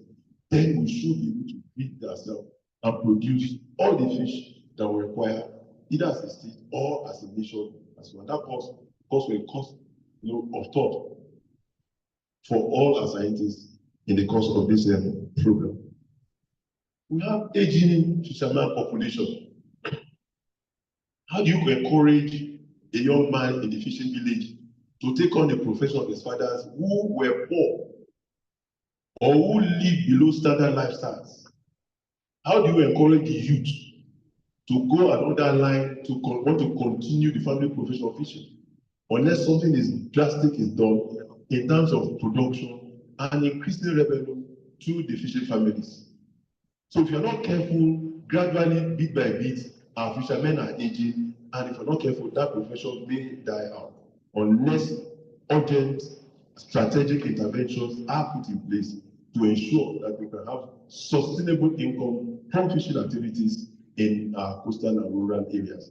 And I'm very glad indeed that this was the basic, the topic or the theme for this our event, talking of economics within our fishing communities. So artisanal fisheries suffers that issue. What will actually do concerning this? If you come to aquaculture also, like we say, aquaculture has the potential to meet 100% of demand and also position Nigeria as a net exporter of fish. Look at what Egypt is doing and what are we doing? I think it's time for us to roll up our sleeve, smell the coffee and wake up and get to active work. Like our speaker has said, strong collaboration between research institutes, between the scientists, and of course government to give direction to the profession of fisheries in the country. If you look at aquaculture, fish feed, the price has gone phenomenally too high that it's no longer economically viable for you to say, I want to embark on the business of fish, aquaculture, fish production. How do you break even? When already the cost of a kilogram of feed is nearly, market price of a kilogram. How do you break even at all? I've heard of so many things about black soldier fly, replacing of protein, but are we taking this to a commercial level? As our research, gone to the extent where you can have investors rely on it and take it on to invest in it to mass produce whatever protein substitute that can be available that will deliver results in aquaculture. I think we should look at this critically in the course of this program. Because if we are not doing this, like Our speaker has said, the livestock industry will keep thriving and keep expanding when fisheries begins to contract. But my belief that from this conference and from every other fisheries professional bodies around, we will begin to look at all of these things and engender the growth of fisheries as a profession and also as a business throughout the entire landscape of our country, Nigeria. I want to say this congratulations to the association. I am a member also of the association. I am a fisheries professional, trained, born, bred, and practicing fisheries professional. I used to be director of fisheries Lagos State, before becoming permanent secretary in the state. And to align with this organization, I'll be in touch with our national president of this organization, of this association, and contribute whatever I can contribute also to the growth of the profession, because we need to leave something behind for those who are coming behind us. Thank you very much for listening. And I bring back saying, we make a video of you. Thank you very much. Thank you very much, sir. A round of applause. The train is moving, we're almost there. So very quickly, we'll get the goodwill message of the World Fish Office, Nigeria, Dr. Steel Siriwadena. But to give us the goodwill message is the representative, Professor Bennett. Pray again.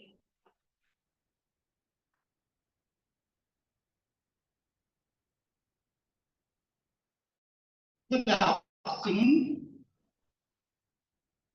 Protocol. On behalf of Wallfish, I welcome you all to the 5th Annual Conference Association of Nigerian Fishery Science, Anifs. I bring greetings from Dr. Sunil Siriwadena, who is on official tour presently, and he has asked me to read his goodwill message to you. You may be aware that fish is one of the most important food commodities that has a positive impact on poverty reduction and improving food and nutrition security in Nigeria. A recent study by IFPRI on agri-food diagnostic study reveals that fish is only second to livestock in terms of poverty reduction effects and only second to livestock and fruits and vegetables in terms of food quality. However, Nigeria per capita fish consumption is rather low, like other African countries, only 11.2 kilograms. This is because Nigeria cannot meet the demand for fish. About 45% of Nigerian fish supply comes from importation. This importation costs the government around $1.2 million annually. If national fish supply could be increased, this money of $1.2 million can be saved for the development of smallholders, fisher folks, and aquaculture value chain actors in the country. It is important to note that there is a vast disparity between fish consumption between the north and southern part of Nigeria. For example, in the north, they consume between 4 and 5 kilograms in the north, and between 4 and 16 kilograms in the south. Fish from main fish producing areas in the south usually do not get to the north easily. This is because of the poorly developed cold supply chain and poor road networks. It is predicted that population in Nigeria will likely increase to 263 million in 2030, and Nigeria will need additional 752,000 tons of fish to maintain the current level of per capita fish consumption. Nigeria will therefore need 3.14 million tons of more fish to reach global per capita fish consumption by 2030. If 70% of 3.14 million tons or 2.2 million tons of fish is to come through aquaculture, Nigeria will need 3.1 million tons of fish feed and large number of fish seed supply. This is a big challenge before us. There is a need for significant development drive in fish supply value chain. Today's conference, organized by the Association of Nigerian Fishery Scientists, have correctly written that there are identified issues that must be properly addressed to achieve the much desired fish sufficiency for the growth of Nigeria and her people. Hence, the theme sustainable fisheries and aquaculture production for enhancing livelihood in Nigeria economic development is a much needed dialogue. Therefore, on behalf of World Fish Nigeria Office, I congratulate the Association of Nigerian Fishery Scientists for organizing this conference. Please allow me to repeat the high-level commitment of World Fish together with our implementing partners to make this development drive a success. Thank you very much, and I wish you all a very productive, interactive, and successful conference. Thank you.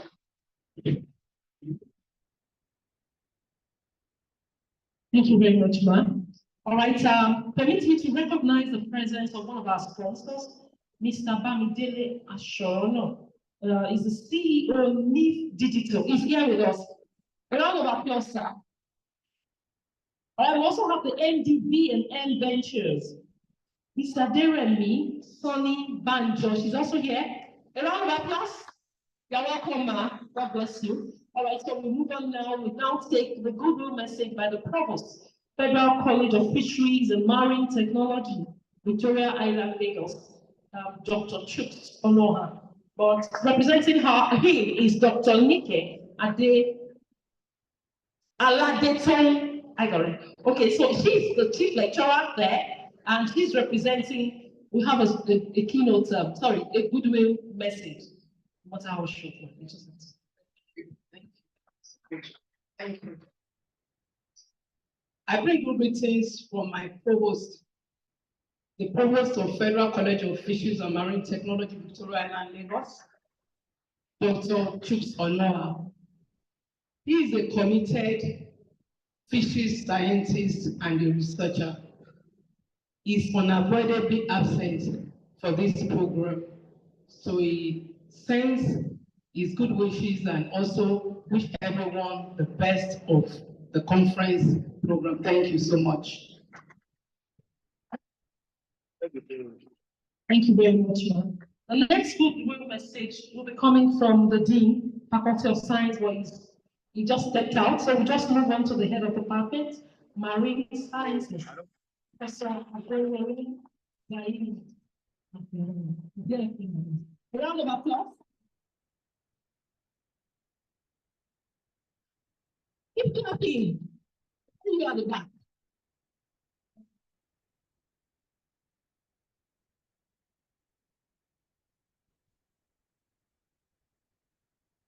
Good afternoon, respected elders, ladies and gentlemen. Permit me, in the usual way being said, to stand on existing protocol. I hope the protocol is strong enough that it will sustain my weight. Let me start by greeting my teacher, because I would not be addressed as a professor if Prof. Nateka is not here. Thank you, sir.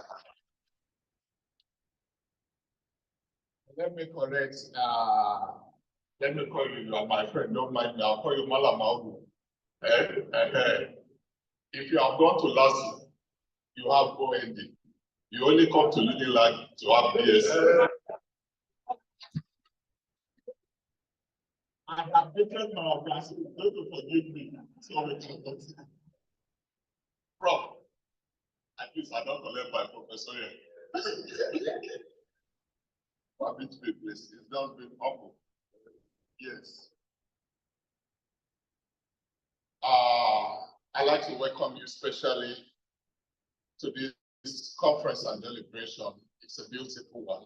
And without being miserly with words, for you to have a successful conference, you need 2 or 3 major things.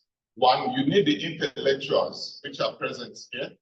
You also need a conducive environment that can support it. And when we say conducive environment, I bet you no school in Nigeria has it, that they have access to fresh water and salt water.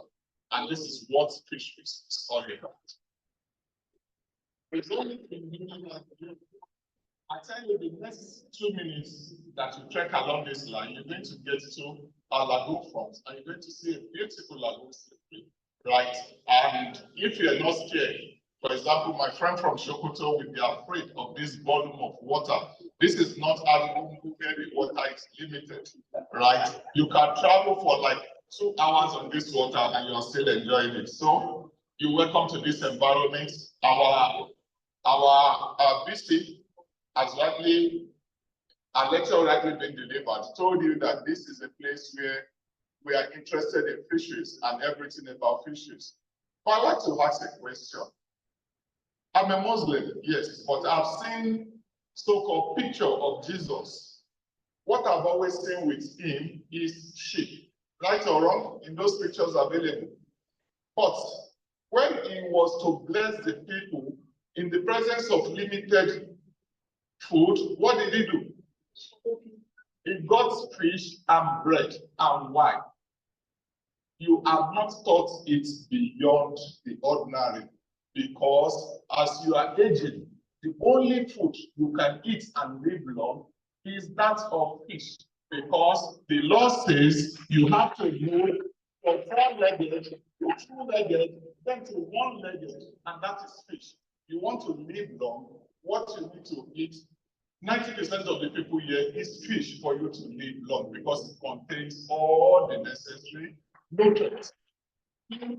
Once you are reading the Bible, read in between the lines. Jesus had a lot of sheep around him. He did not ask them to slaughter one.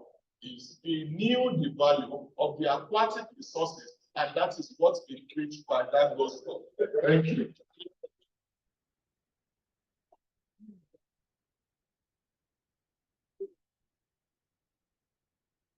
Now, just to chip in this, we're going to enjoy more of the lecture. I'm not here to give you the lecture. And if you feel like listening more to my quotes, right, don't let me use that word, right, then you can join me by my inaugural August 21st. You're going to see why Jesus has used bread and fish instead of giving people. Now, again, count yourself fortunate in that you all seated here, you are prophets in whatsoever denomination you find yourself. People say they want to help you, they will give you drug. We don't give drug, we give food. For if your food is right, then you do not need drug. And that is what this deliberation again is all about. We have all understood the culturing of fish. But one thing is missing, and that is why Anifs deemed it fit. Unlike other associations, we're talking about sustainability. We do not have to destroy the mangrove to grow more fish. I tell you, when it comes to the order for sharing food or food materials, the law, when it comes to the conventional law, says that woman must be fed first before we feed fish. But is it not what you fed to the fish that you eventually going to eat? So why is it that we fail to take care of the fish? Is it because they cannot make noise? But at the end of the day, if you fail to feed the fish, you are not only harming your health, you are harming the nation. For the whole world is surrounded by water. And I will not fail without ending it this way. The Quran says, among what is permitted for you to eat without any portion, eat the resources from the ocean. That is the one that has no limits. Anything you pick from the ocean is permitted. Put all this together. Why not count yourself fortunate to be among those who have been destined? So be fisher of men. So as usual, we're going to put this. And I tell you, there is no other thing that Jesus called to other than I want you to be fishers of men. So if there is something I like to do, is to be fisher of man. And we now call it, in order to shorten it, to say we are fisher. I'm happy to be one, and I hope you are happy to be one too. If that is the case, I want you to join me in it to say, there is something I love to be. Oh, there is something I love to be. I love to be a fisherman. But the time will not permit me to continue with that. I have this message to those in high places to please help us correct this. So many controversies, maybe there is illegal, unregulated, and unreported fisheries. But the federal government should do this. If somebody is caught on our waters fishing illegally, do you know how much government will charge him? It's 500 naira.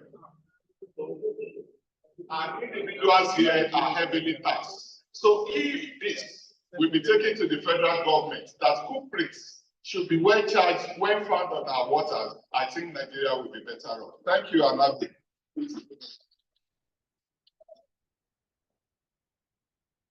Thank you very much, sir. A round of applause. Did you get that gist? 4-legged, 2-legged, and then one. The 4-legged are the big baby, the 2-legged are the chicken, and maybe the turkey we eat. And then the 1 leg is the fish. Oh, great. I've gotten this today. Thank you very much, sir. So when we're taking the citation, but shortly after the citation, we'll have just few announcements. Immediately after the announcement, we'll take the citation. Sir, come about. Thank you very much. I think we are having a very good time because I've been able to really know so much within so short a time. We actually talk about what awaits us if we actually engage ourselves in this conference. Yeah, I want to make this special announcement. For those of us that have been member of Anifs in the past 10 years that has not collected our certificates, the certificates are ready and you can go out there and be able to collect it here. Then we have some of our members that just registered some few minutes ago. You have not been given your package for the conference. You are to go out to get your notary so that everybody will be on the same page by the time the lecture starts. Thank you very much. That's just a short announcement I'm going to make. I think it's time to invite the person to give the citation for the lecture of the day. A round of applause for her, please. Good afternoon, ladies and gentlemen. I'm Lara Matthews, and I'm here to give the citation for Professor Abiodun Sule, the EDCEO of NEOMA, with all the protocols duly observed. Professor Abiodun Sule is a marine captain and an accomplished maritime professional. He was appointed Provost of Federal College of Fisheries and Marine Technology, Victoria Island, Lagos, on January 1st, 2015. Until his appointment, he was the Deputy Provost Academics and Principal Lecturer at the Nautical Science Department of the college. An old student of the institution, he holds Deck Class 1 Unlimited Certificate of Competence, COC. After his government-sponsored cadetship, Professor Sule sailed and commanded different fishing vessels, including the demersal, pelagic, crossings, refrigerated, and cargo vessels. Besides this Deck Class 1 FGCOC, and Scandinavian, that's Sweden, Denmark, Norway, and Finland, Joint Marine Surveyor Certificate, Higher Diploma in Maritime Technology in 1990, Master's degree in Maritime Safety Administration from the World Maritime University, Malmo, Sweden in 1994. He also attended Futo Owerri and backed his PhD in Maritime Management Technology in November 2006 after a successful defense of his thesis entitled Logistics Management of Tanker Operations in Nigeria, with some emphasis on safety. Professor Captain Sule bagged MPA, that's the Masters in Public Administration, in 2010 from Ambrose Ali University, ECOMA. He is a fellow of the Fisheries Society of Nigeria, FISIN, and has made substantial contributions to fisheries and aquaculture development in Nigeria and Sub-African region. He is well versed in the acts of mariculture and ocean resources. Before his appointment as a principal lecturer in the Nautical Science Department in 2010 and deputy provost academics on 31st May 2011, he worked for Shell Petroleum Development Company for about 2 decades as senior marine officer, overseeing rig moves and ship inspections. He spent his last 7 years in SPDC as marine coordinator at Bonny Oil and Gas Terminal, in charge of the crude oil tankers, handling an average of 15 LRI to VLCC tankers per month. Before leaving SPDC, Captain Sule inspected more than 400 vessels, both IMO convention and non-convention. That's LMVS, overcraft, support craft, deep sea work, barges, reefs, CLP, and crude oil tankers, and other IMO regulations and instruments. He fully participated in the construction and installation of BOGT deep sea SPMs in Korea and UK, construction of SPDC's 34 IMVs, Grisby overcrafts, support vessels, and barges. While at the Federal College of Fisheries and Marine Technology, FCFMT, his alma mater, Professor Abiodun Sule ensured the industrial harmony of maintaining good relationship between the management and staff as well as the students. He ensured stabilization and full accreditation of all academics programs, to which he introduced new courses such as maritime transport and business studies, as well as industrial and labor relations. The school facilities got upgraded to modern standards during his tenure as the provost CEO of the institution. He resumed as the first substantive executive director CEO of NEOMA in July 2019 and has since become a transformer. His appointment turned out to be a blessing to several researchers as myself at various cadres that have been stagnated for years. He created more directorates in NEOMA, and NEOMA is wearing a new look inside out as his tenure progresses. He has attracted several grants, fellowships, and awards and partnerships in NEOMA through FAO, AUIBA, USAID. Several individuals and groups have been successfully trained across length and breadth of Nigeria in the acts of fisheries and aquaculture under his watch. His tenure in NEOMA has seen to the activeness of RV Bayagona, that's the NEOMA research vessel, which are deployment for a pre-assessment of western side of Nigerian territorial waters, leading to the major identification of lanternfish habitat, which is treasure for feed production. Professor Sule has a distinction of traversing extreme spaces with ease and recording outstanding accomplishments. To put in perspective, he is an academic with purposeful administration capability garnished with political connections that has paved way for his numerous achievements. He is a member and the current chairman of the Committee of Directors of the Research Institute, CODRI, where he is setting records of achievements that will take him a long time to be matched. He has hosted virtually all the FISIN councils of fellows meetings at no cost to FISIN. Professor Sule has a calm and unruffled mien, even at a tensious time, a time of crisis. These are testimonials to Professor Sule's prodigious intellect, strength of character, and commitment to staff and public good. He is an oasis in this climb. Professor Sule is a well-sought-after speaker and public intellectual. He has served as resource person in various courses, including the planning workshop on addressing illegal, unreported, and unregulated fishing for Pan-African Vision for Environmental Fisheries System, the Blue Economy, amongst others. He is currently serving as a member of the Presidential Visitation Panel to YOLA on flood mitigation. His contributions to the marine sciences and resources over the past decades are particularly relevant to human development efforts. Specifically, they highlight the necessity to efficiently harness Nigerian marine resources for favorable alternative to oil competition in the 21st century knowledge economy in a bid to facilitate societal transformation. Professor Captain Abiodun Sule has published and joins to publish 7 books, monographs, and several scientific and technical findings in many learned journals and proceedings, both within and outside Nigeria. He is a strong believer in assisting others. He is passionate about enduring legacy because his life experiences taught him that we rise by lifting others. Believing that life is what we make of it, he subscribes to William Jennings Bryan's truism that destiny is not a matter of chance, it's a matter of choice. Consequently, his philosophy of life is that those who want to live meaningfully and well must help enrich the life of others because the value of a life is measured by the life it touches. He is happily married with grown children.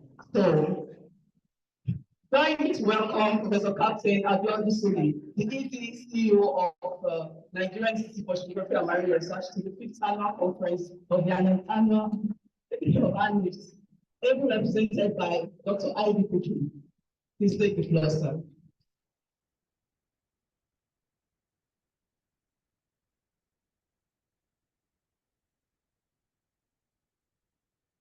Good afternoon, ladies and gentlemen. Kind Commission, Vice Chancellor, please permit me. Let me stand on the already established protocols, but you will forgive me, I have to recognize one or two. I will do myself a disservice if I do not recognize my principal, who came here all the way from Abuja. He supervises my MD, and the person of Professor Sharubutu, an eloquent speaker who understands and has navigated the agri space for over years. Let me also recognize the distinguished members of the ITU, honorable and distinguished professors here present, fellow scientists, ladies and gentlemen. My name is Dr. Ibifubara Kaladakuki. Some earlier speakers have speciated my name, some called Kalada, some called, but it's all fine because in science we give room for variation. So I thank you for the variations. Anyway, I bring you kind greetings and words from my executive director, Professor Captain Abiodun Sule. He would have been here in person, but due to exigencies of official matters, he's not able to hear. He's not able to hear.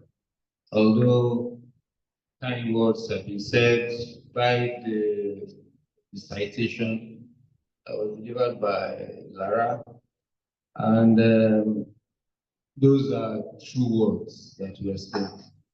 It's a kind man that has a milk of human kindness that flows through him. Be that said,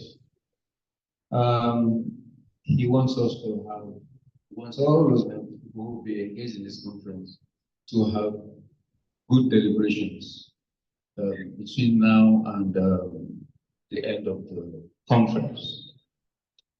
My duty here is simple, to deliver the keynote address on the House, which is entitled Sustainable Fisheries and Aquaculture Production for Enhancing Livelihood in Nigeria Economic Development, at the 5th Conference and General Meeting of the Association of Nigerian Fisheries and Scientists. Professor Sharubutu in his statement said that it's difficult sometimes for you to stand and do presentations or standing for your boss. So, with my boss behind me, I wonder what I can see that he will probably mark. He's going to be scoring me well and while he's there. So I have to be wary of what I say. Anyway, can we have the slide on the, hello? Can we have the slide on so that we can rush through, so that we can go through this topic. Although most of the earlier speakers have elucidated on so many of the topics that I'm going to discuss. And I'll try to MC. Is there any time limit? Is there any time limit for this?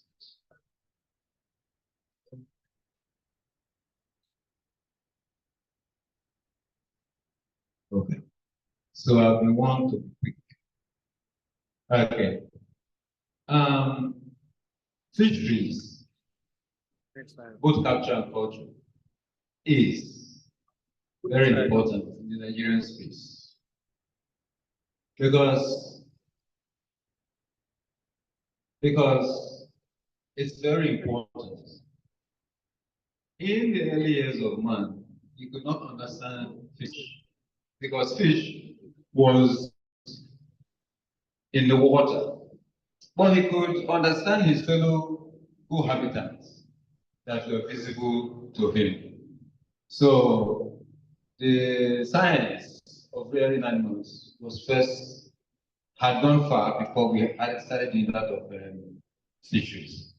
Now, but with the modern ways of catching fish in the wild and scientific breakthroughs in culture, the dynamics of fisheries has taken a turn for the better. And you'll all agree with me that fish provides cheap and a good rich source of protein. And this cuts across both for the rich and the poor. Now, to satisfy our protein need, therefore, there are two ways. The availability and affordability of the fishery products can be achieved through the management of the capture fisheries and the culture fisheries. Now, the capture fisheries is dominated with inshore demersal trawlers, as illustrated by the representative of the Minister for the Economy. We fish up to a maximum of between 5 to 30. With your kind permission, can I shift it to 50? No. Okay. So I defer to you, sir. Now, the management of capture fishes aims to sustainably attain a maximum economic yield as against the maximum sustainable yield, which will place pressure on the stock and dwindle economic output. If you look at the core for this, you find out that there's where you get to the maximum economic yield. That is where your fishing effort is most appreciated. By the time you get to the sustainable yield, which is the balance, you find out that if you exceed it, stocks start to drop, increase the fishing effort, but you might be losing money. Next. Now, when we come to the culture, which is culture of fishing and campings, which can be manipulated and the fish are fed from external sources. There are various arrays of culture systems that we have, from earthen ponds to concrete tanks, fiberglass tanks, plastic tanks, pens, flow-through systems, the water recirculatory cycle, and in trays. If you come back, I missed out the cages. Because modern cage culture is not being practiced in Nigeria. Because there are some, if you go abroad, there are some cages you see that they are like oil rigs in the open sea. They have these collapsible cages that once they finish feeding, they lower the cages and then still allows for flow of water. But we've not gotten to that stage. And I think we should be looking into that because we have a long coastline of 853 kilometers all the way from Lagos to Calabar. So we can use that to increase our aquaculture potentials by engaging in cage culture. And also we can also grow oysters and all other next and all other farm products.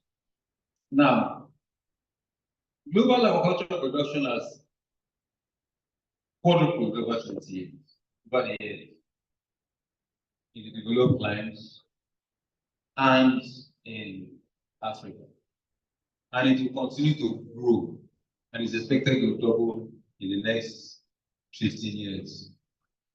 If you look at the population, present population of the world, its literature tells you that it stands at 8 billion, with a projection of about 25% increase in the next 30 years, which will bring the world population to about 9.9 billion people by 2050.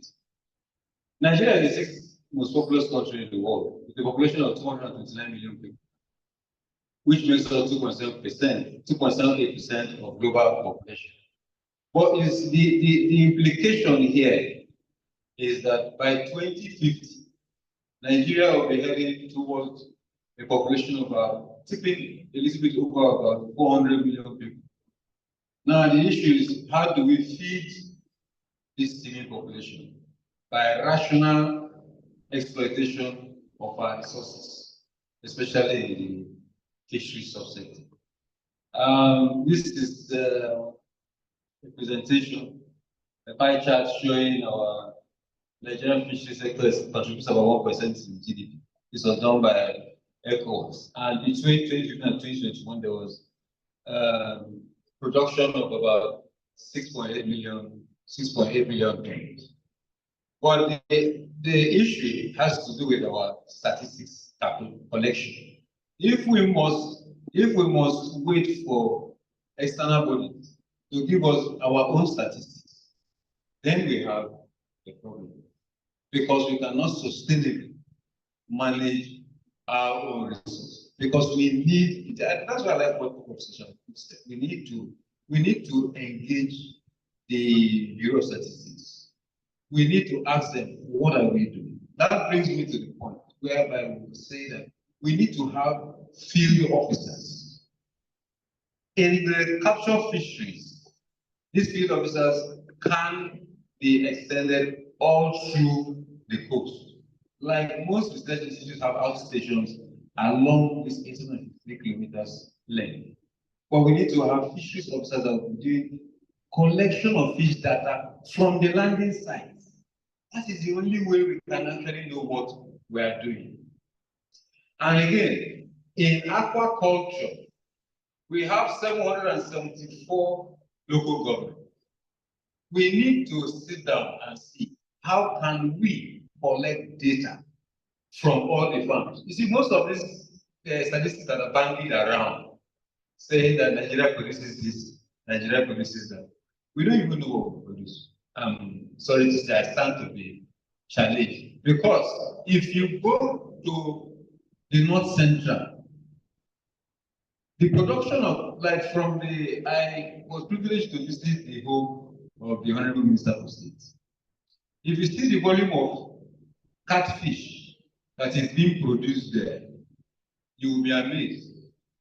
And the funny thing that we observe is that when the fish is processed, the fish is moved all the way from the North Central to Onitsha. Onitsha becomes a distribution hub for this catfish. For this movement of this fish, there is no statistics that is on ground to tell you what was produced. But I have seen firsthand the volume of processed fish that comes out, catfish that comes out of there.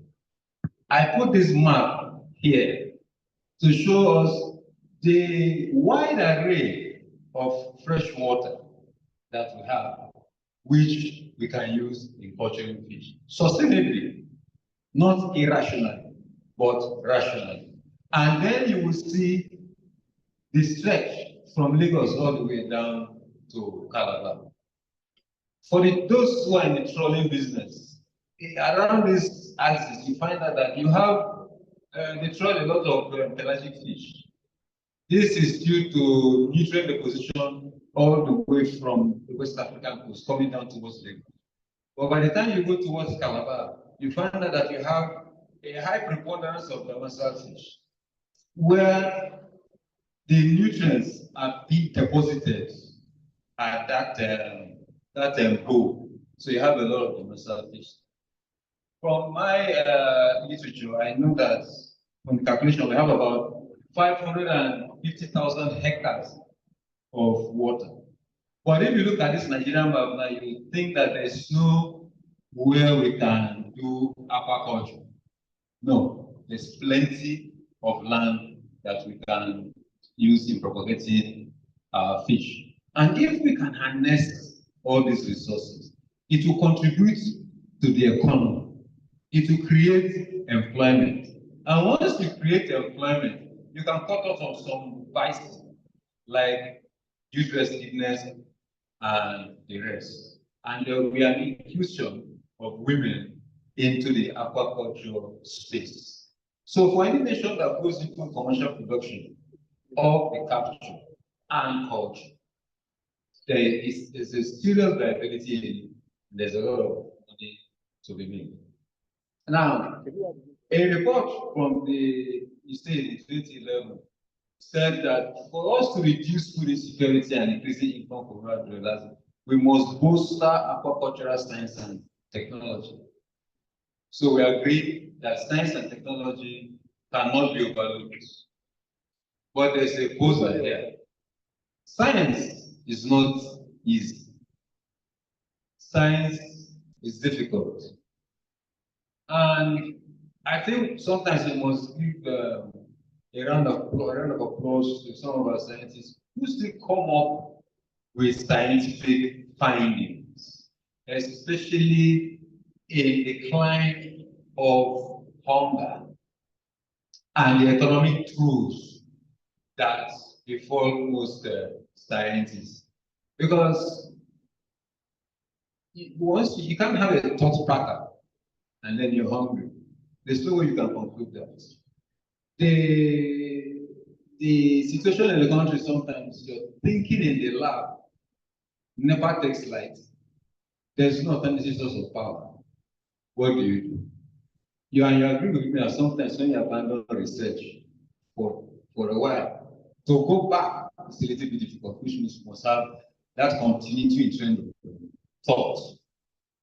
We must secure property rights and ensuring financial access. Yes, sometimes we say we should go into aquaculture, but some people who want to go to the aquaculture don't even have the land to go into that. So we must have a way that we can secure property rights and ensure financial access to these willing players. Improving human capital and health through next education. Now, preventing conflict and encouraging good governance, as well as transparency in public places. I don't want to go into that area, but you see there have been very serious intervention of funds from government. But because of lack of transparency, you do not see most of these things coming to bear. Now, fish is known to contain a lot of nutrients and protein, which is good for health and development. It's a renewable resource that, if carefully exploited and cultured, can be utilized to meet part of the nation's protein requirement. But there's a rider here that this all-important resource, if not sustainably managed, will be an albatross that will collapse the fortunes of this viable industry. I took the liberty to put up some pictures of some fish species that are abundant in Nigerian territorial waters. And in Nigeria, we eat anything that is fish, from sharks to whales to anything and stingray. And we have a wide array of also crustaceans. But the one of note there is the tiger shrimp, which is what actually causes the overfishing in our areas, as presented by one of the speakers. That the trawlers come and they sweep most of what we have because they're looking for the tiger shrimp, which in 2009, Newman went into the culture of the tiger shrimp. We were successful. It was a pilot scheme. We were successful, but that gave birth to shrimp production facility in Badagry, where they are where they are producing tiger shrimp. I think that's the Atlantic shrimpers that are into that. The two speakers here mentioned Professor Anateka. He might not remember my face. I don't know if I can remember his face now. He cannot remember my face because when we were going to start this tiger shrimp, I went to his office and asked him a lot of naive questions, of which he was able to put me through. He actually gave me the impetus to see how we can move this forward. So I was part of the first Nigerians that went to China for training on how we can propagate tiger shrimp, but by the benevolence of the Agric Research Council. Then it was Professor Obaka that was the executive secretary. But also now, with my know that Professor Sharifu, there's nothing you take to him that is in the interest of Nigeria that he does not approve. Although sometimes you see the way he's wearing his glasses, you scrutinize it. Now, when you see his face, you wonder when you're supposed to drop the proposal. I should go back to where you are coming from. Next is we are also to the liberty. So we have a lot of array of captured fish in Nigeria. So I just took the liberty of putting down some. But you'll find out that there's one of particular interest to us in the institute, where we're trying to make inroads into how we can culture croaker.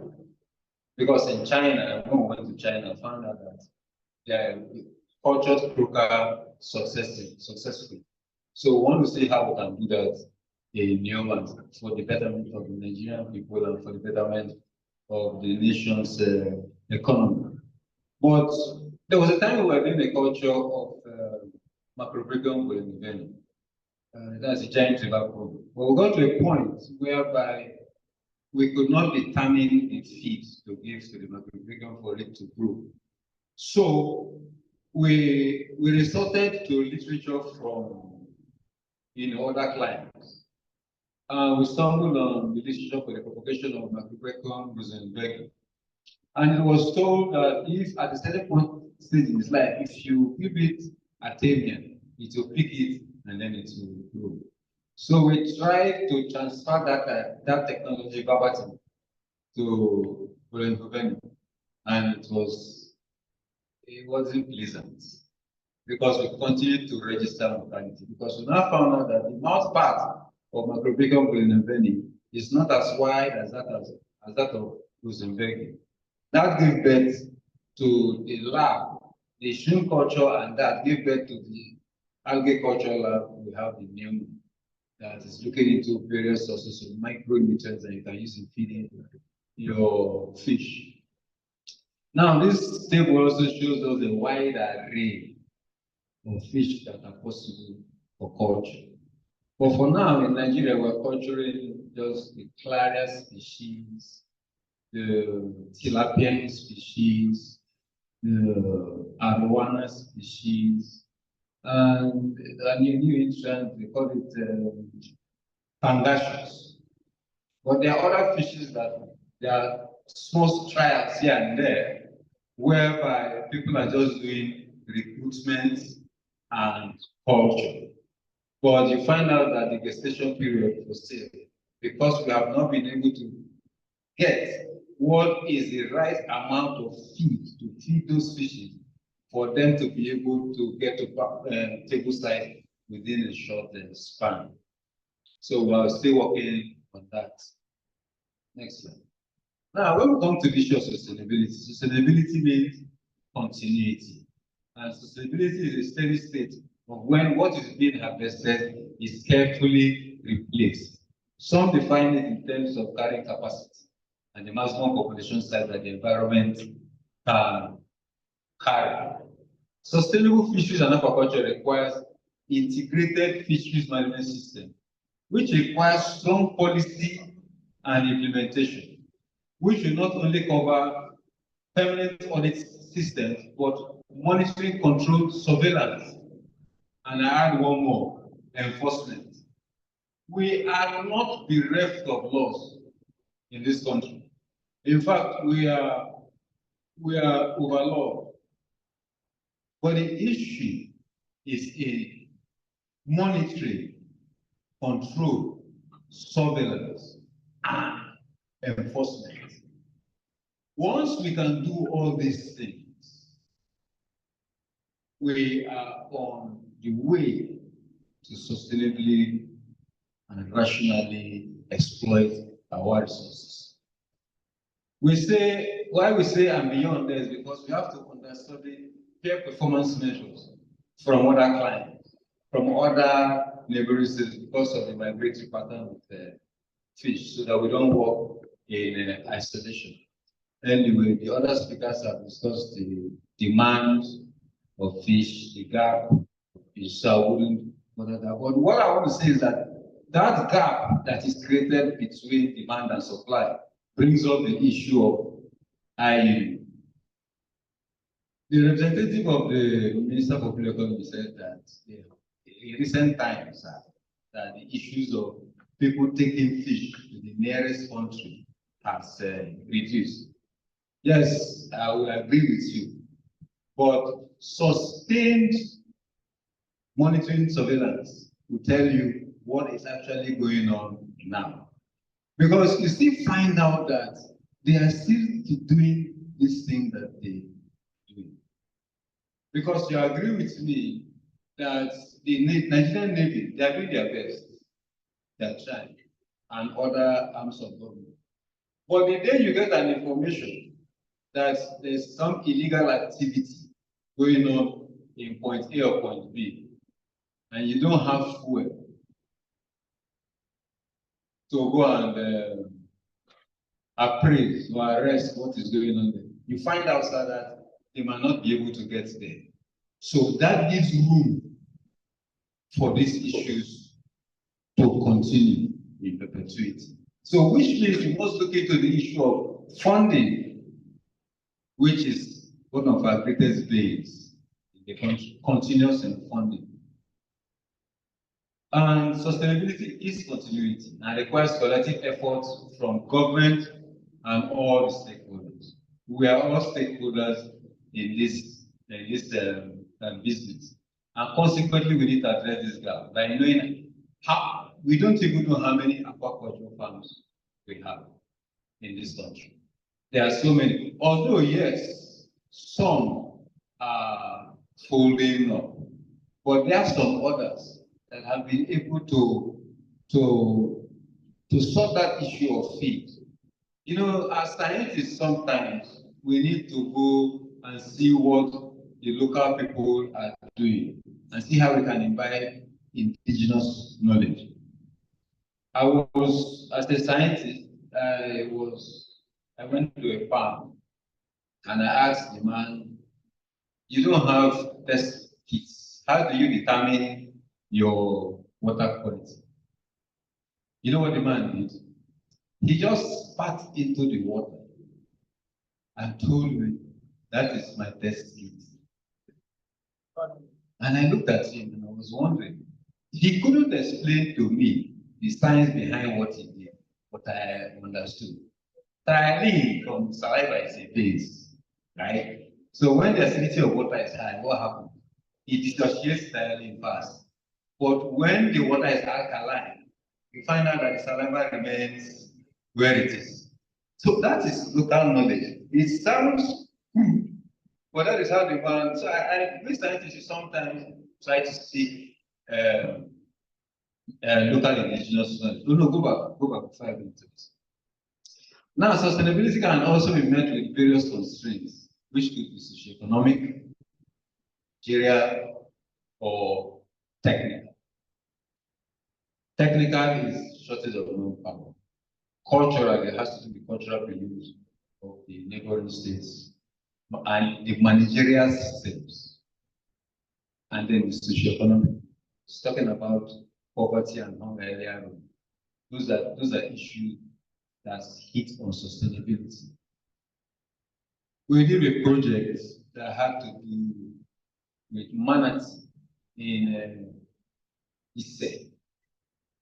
We are trying to see how we can save the sea cow. You know what the people do in those communities is that they set traps and they catch these sea cows and they eat them. But we were running a project that had to do with conservation. So we now thought and said, okay, what can we bring to this community that they can leave this species and then dwell on? So we introduced farming by use of cages in their communities. We supply them all the inputs. We're thinking that the people have already succumbed to what we are doing. We left. We need to come back for money too, and found out that they still set those traps. You see, those cultural beliefs are still there. The hunger issue is still persisting. So it's difficult to change their psyche. But with constant education, re-education, and enlightenment, that is the only way we can get these people to key into our set objectives. Now, the problem with management.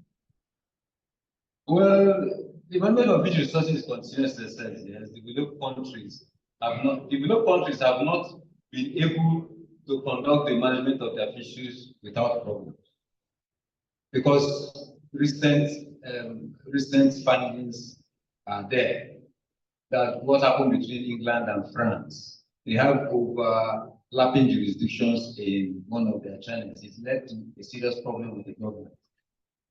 But it's important to know that for fisheries development plans to be realistic, there should be a clear understanding and appraisal of the nature and availability of the resource. Yes, Neoma has the vessel. I think in recent times we have gone to do some stock assessments. Some of our scientists were on board. So, sir, we also have some data as to our stock and our abundance. So it can be made available to who needs it for planning. And next slide. Now, I've talked about this. Next one. Now, in the aquaculture sector, you must have, the problem is commitment. We have committed effort in interventions by government. Private sector must come in, the government cannot do it alone. And other stakeholders, ensuring the establishment of ponds, managing of the ponds scientifically. We are still in the era of normal agriculture. The Israelis have gone far. They are now in the era of precision agriculture and aquaculture. That is backed by artificial intelligence, which gives them, it even predicts for them the outcomes of their production system. So, as scientists, yes, in as much as we are still reading the normal books we are reading, we also now have to start thinking of how we should improve ourselves in artificial intelligence. I was talking with some tailors, organizers, and all that, trying to arouse their interest in the fish farming. And I used one example. I told the organizer that the time will come, I won't need you anymore. And he says, why? I said, because I'll just drive my car into a shop, press one button here and one button there, and the job is done. So that negates you from your work. I also told the tailor that you will come a time we'll just go and stand in front of one machine, laser will measure you. Just press the type of aquada you want and the cloth in it, and it's gone. So for us as scientists, we need to let's start upgrading ourselves to that level so that we can keep up with the times.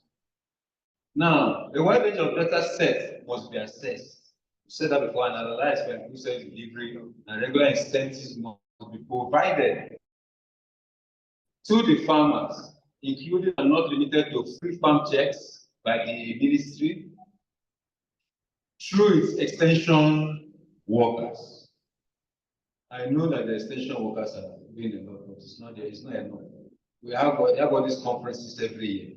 But these conferences that happens every year, what is the deliverable out? That's key for this. And then we must have infrastructure support, access to new and emerging markets, tax incentives, and we must have access to credit and insurance.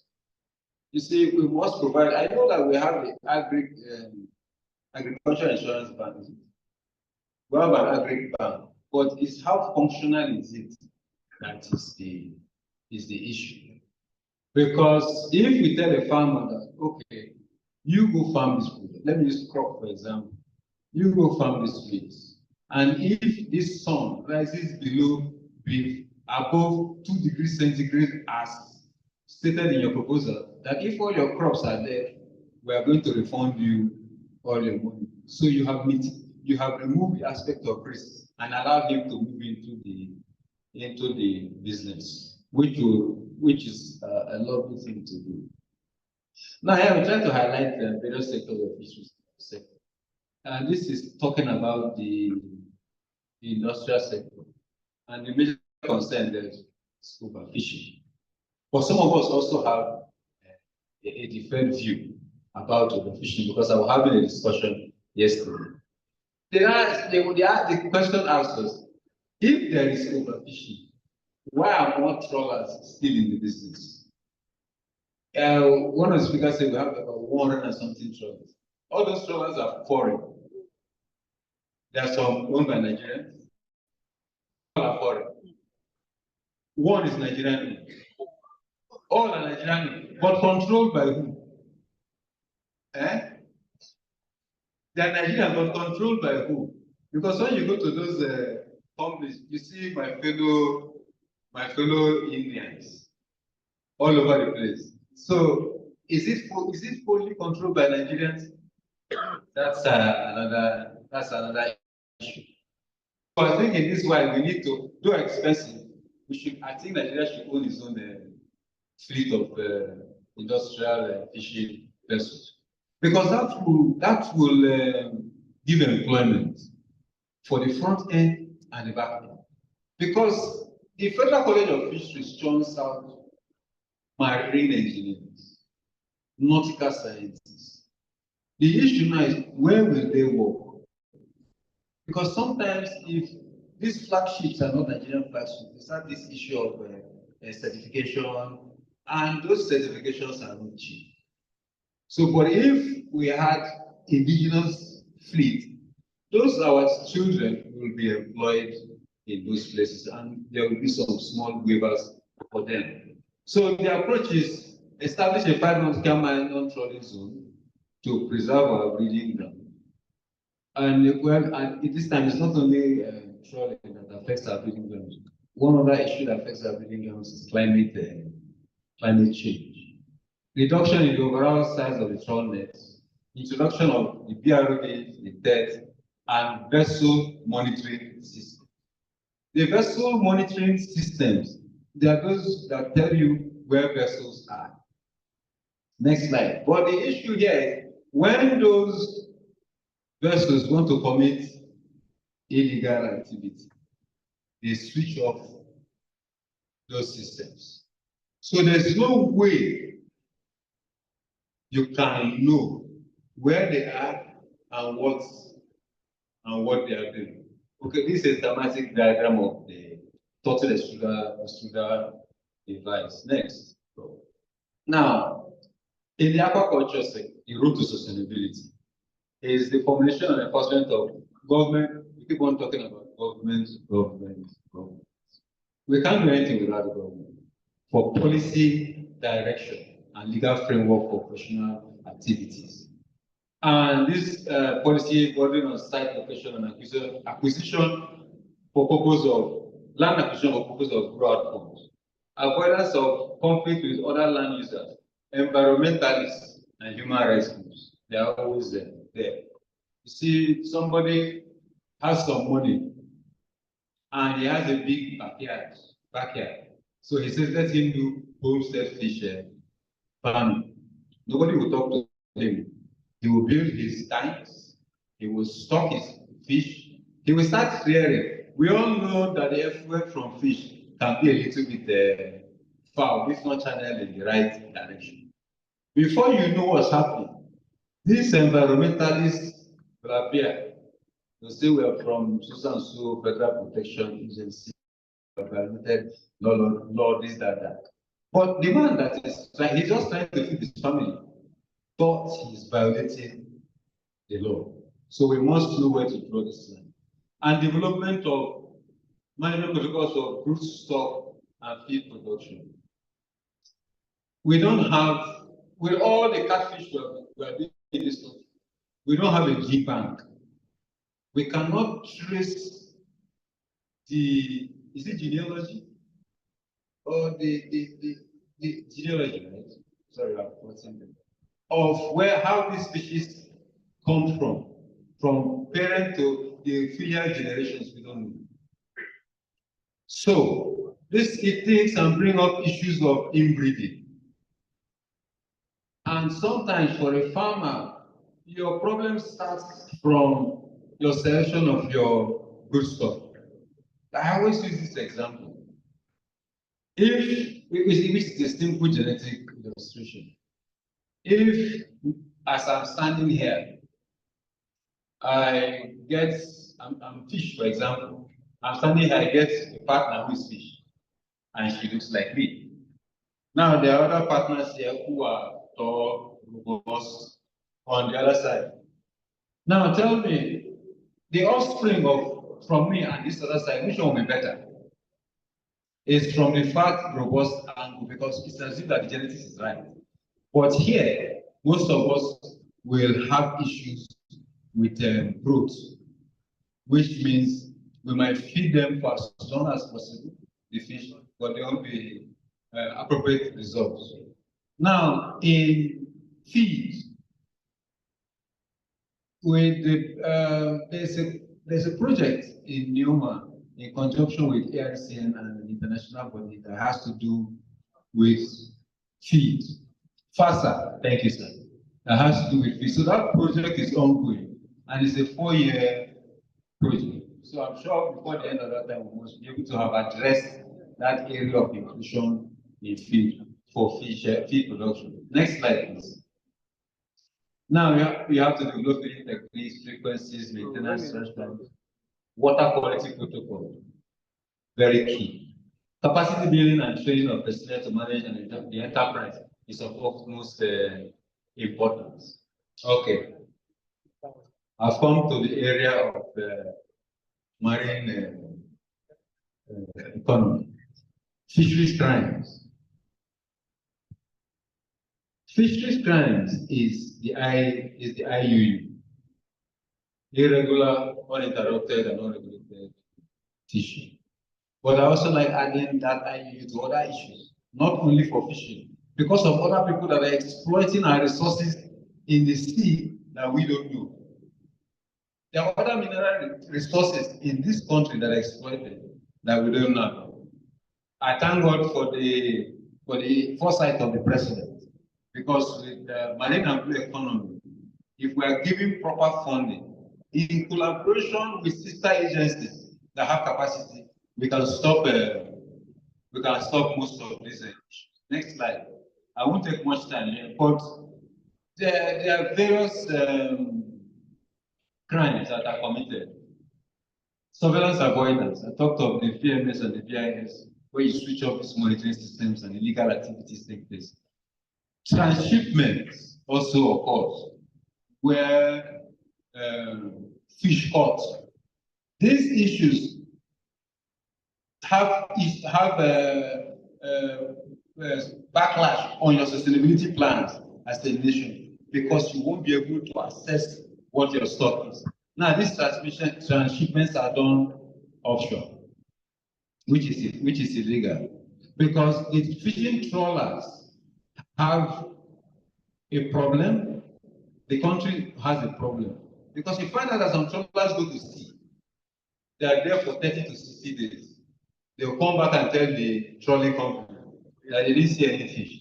Meanwhile, all the fish that they caught are being transshipped. So when those fish that are being caught, they don't come back to land, you cannot get adequate statistics for your planning. But let me say it here. Transshipment is legal. If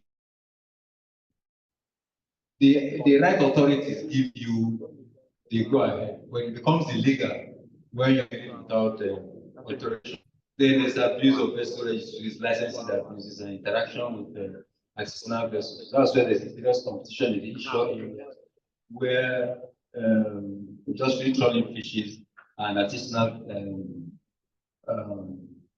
fisher folk struggle for legitimacy in that space. Go on. Keep going on. I'll tell you when to stop. Go on. Let's go. Go. I'm going to Let me summarize.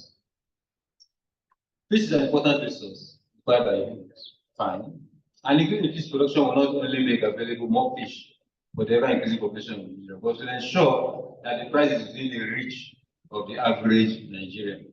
Although we know now that the price is not within the reach of the average Nigerian. But we'll get there. The coastal states and federal government should take bold steps in increasing fish operations through increasing the fishermen incentives to their production and subsidy on all fishing equipment. You might be shocked to know that sometimes in fishing communities, there is even issues of gender violence. Because there was a survey that was done. You find out that gender violence is very predominant in those areas because of the economics of those communities. Now, next slide. So, next slide. Oh, ladies and gentlemen, I didn't know when I got to the end, but thank you for your rapt attention.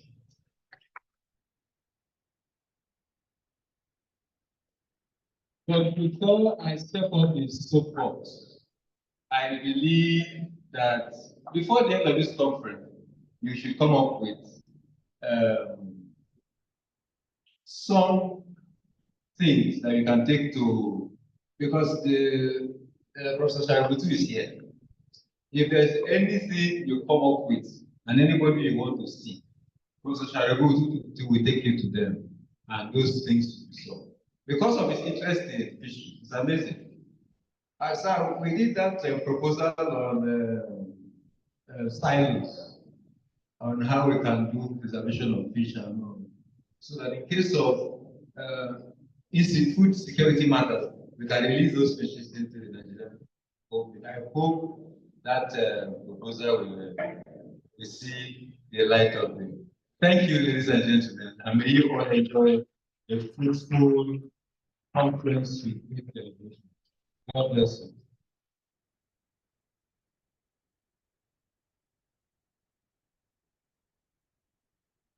MC.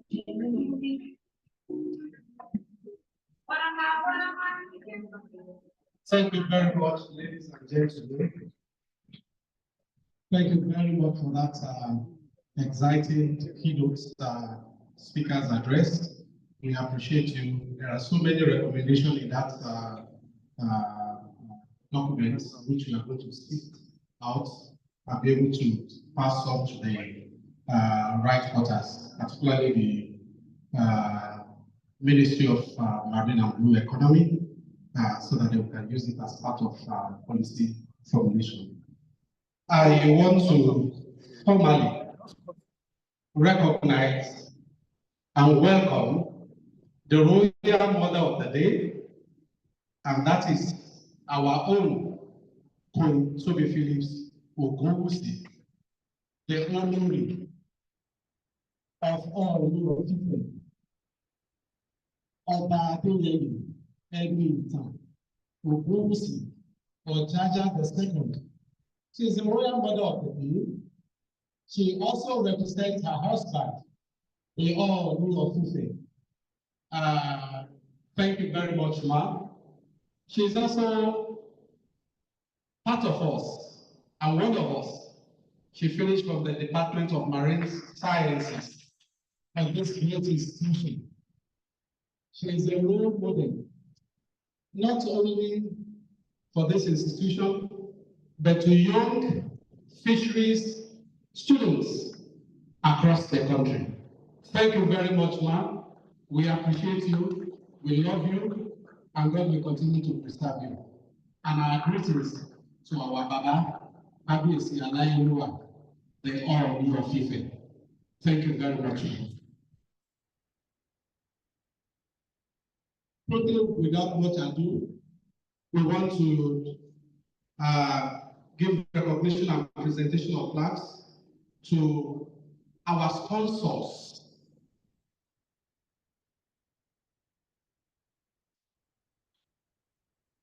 Our sponsors.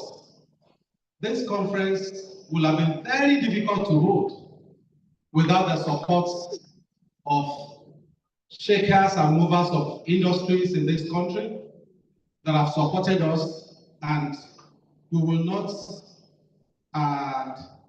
go away without recognizing their contributions. And we also want to count on their future support.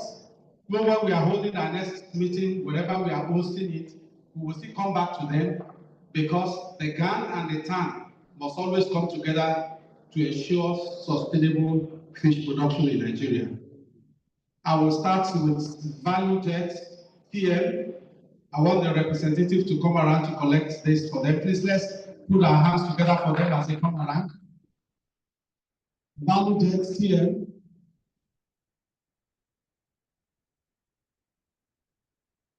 The next is Asmarinbak Limited. Asmarinbak Limited.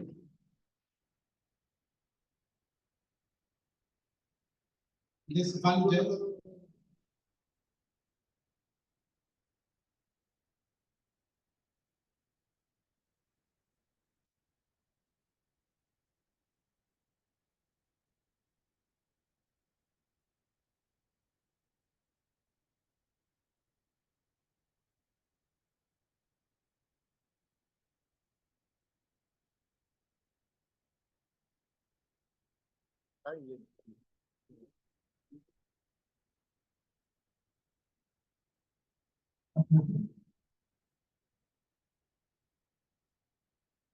On behalf of the Association of Nigerian Fishing Scientists, we present this to you for your support, to the association for this conference.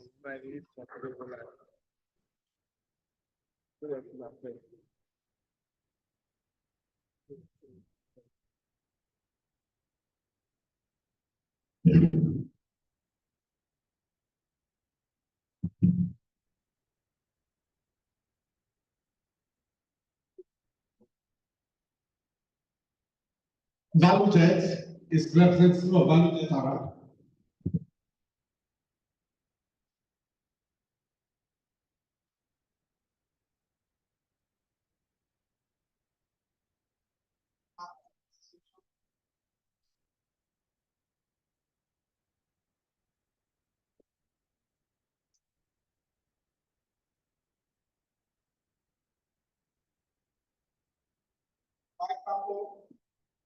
Nigeria Limited, are they around?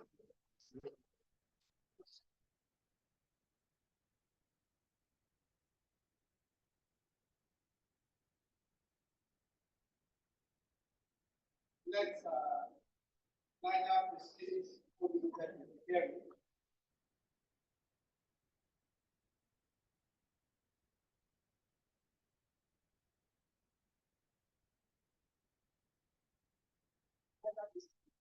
Limited.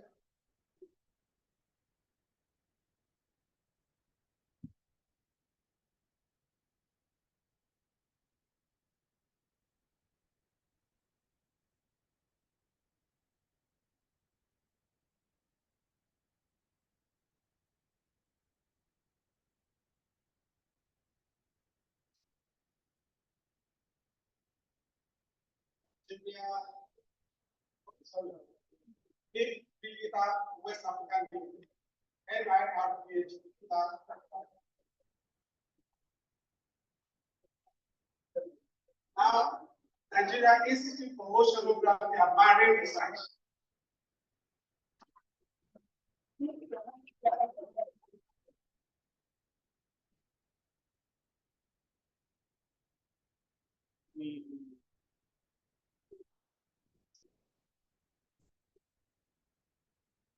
National Institute for Freshwater Fisheries Research.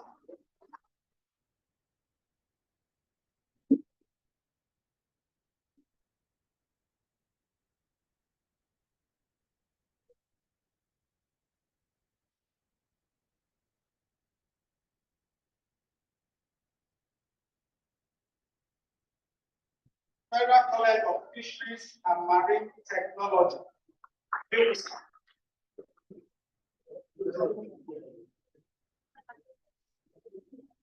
Victoria Island, sorry.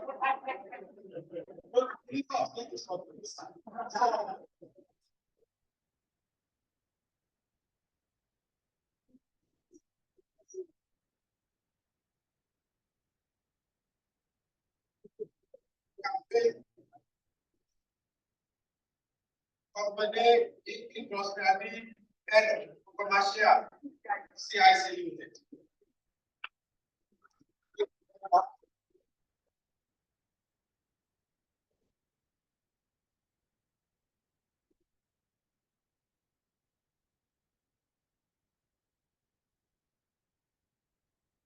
Very cool.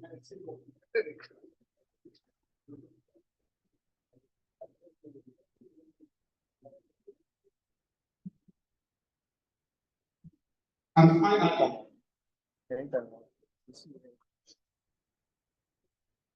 the Department of Marine Sciences, University of Lagos. I saw our head of department somewhere. It looks like a footballer, a young footballer. I learned he's a striker. Please put your hands together for him.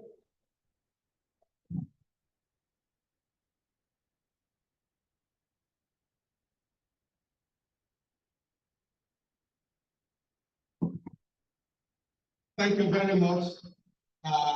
The next thing is we'll take the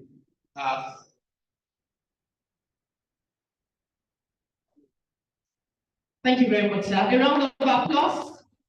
It's been a successful day. Am I right? Please, a round of applause one more time.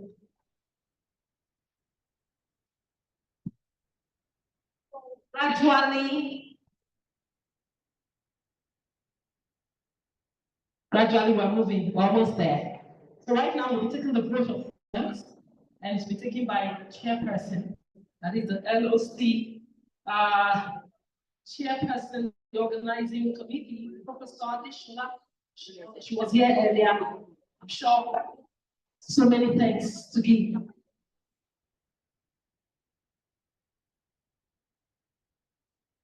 All right, before the vote of thanks, we want to take one or two remarks from the Olori. A word or two from you. A round of applause. That's a beautiful one. You're welcome. Good afternoon, ladies and gentlemen. Good afternoon, sirs. Good afternoon, Ma. I would like to stand on the existing protocol. My name is Queen Toby Phillips Ogunwusi. I graduated from the Department of Marine Science in Florida. And I would say I'm very glad to be here today. Thank you very much for having me. And to all the students who are here present and those who are not present, I'd like to say, marine science students, you all have the best teachers, the best lecturers in the University of Lagos. Because even I won't be back here today, and don't forget to pray in everything you do. Make sure you keep learning, because in a way, life will always throw you curveballs. And if you're not steadfast, you're not mindful, if you're not grounded. If you don't pay attention to things, if you don't learn, you will find it difficult to thrive, I must say. So always put God first and be very, very, very, very mindful of everything you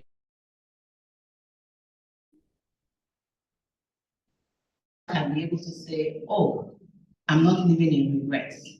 So whatever decision you take, every action you take, always put God first and make sure you're mindful. Thank you very much for having me. Thank you very much. A round of applause as she sits. Let's be mindful, learn. For the younger ones, learn. Try as much as possible. Please, we want to quickly announce the car. If you are the owner of the car, KJA 926JD, the Toyota Corolla, please give me your attention very urgently outside now. Let me take it again. KJA 926JD, the Toyota Corolla, please quickly step out and attend to this. So a round of applause as we take the vote of thanks.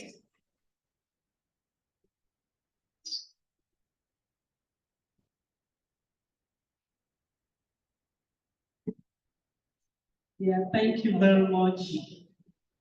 Let me first of all say that I don't even know which angle I should start my Thanksgiving from, because it's really been very overwhelming to have seen each and every one of us here today. However, I want to, not in any other priority, but I want to thank the Director, Academic Planning, who has been with us representing the Vice Chancellor, Professor Matthew Olusoji Ilori. We are not taking it for granted that you took the time to stay with us despite your busy schedule. We appreciate you, sir. Thank you very much. And please convey our thanks to the Vice Chancellor, Professor Olashade Shola, OON. We appreciate all that you have done to ensure that today is really a success. Because if we are not here, it will appear as if to say we are not supported, but for you to have been here, thank you very much. I also want to thank the representative of the Honorable Minister of Marine and Blue Economy, Mr. Usman Gaba, the DD Marine Fisheries. Thank you very much. Thank you all the way to be present. Thank you, we appreciate you. You know, there's no other way to say thank you than thank you. So I'll be repeating the word thank you, thank you. Also, Mr. Gaba Hamidu Sharubuti from Agricultural Research Council of Nigeria. Professor Gaba Hamidu Sharubuti. We appreciate you, sir. Thank you for being here with us. And thank you for the good news message and all that you have advised, giving us about the fishery sector and the aquatic environment, how we take care of our environment. All those points are noted. The Commissioner for Agri, Lagos State, Ministry of Agri, Lagos State, the Permanent Secretary. We appreciate you, sir. Thank you for representing the Honorable Commissioner, Ms. Abisola Olusonya. We thank you very much. Our Professor Benedicta Fregene. Thank you, ma. Our mommy. Golden fish, there's no way it can be hidden. Once you are a golden fish, there's no way that you will not be identified anywhere you are. We thank you for your time. You came so early and you have been patient enough to be with us. The representative of the Provost, Dr. Nike Alade, thank you. We want to thank all the HODs, all the things here present, coming to witness this occasion. We want to thank our royal mother, Queen Toby Phillips Ogunwusi. Thank you that we call upon you. You didn't only come physically, you are here, you supported us, you didn't forget your alma mater. And the reason why you are here is to encourage the upcoming students to see that you say the sky is the limit. I tell people there is no degree that you do that you cannot make any value out of it. Just be focused and then keep on doing that which you are doing. We appreciate you. All our the media people, thank you very much. Everyone that is there, the participants, I know that we are going into the plenary section and the technical section. I saw Professor Anateka. Prof, thank you very much, sir. Thank you, everyone that is there. I cannot be mentioning the name one after the other because of the time. And all our sponsors, thank you, we appreciate you. And I want to state that we have the exhibition section going on over there. So after this program, after we have taken the group photograph, then the exhibition section is there, and then the tea section is upstairs. So we are all invited. Please don't go without making anything. We have enough for each and every one as well. So thank you, we appreciate you. Thank you all our students. We bless you with I'm so excited. I appreciate you all. God bless you. All right, a round of applause. Thank you very much, man. It's been a successful one.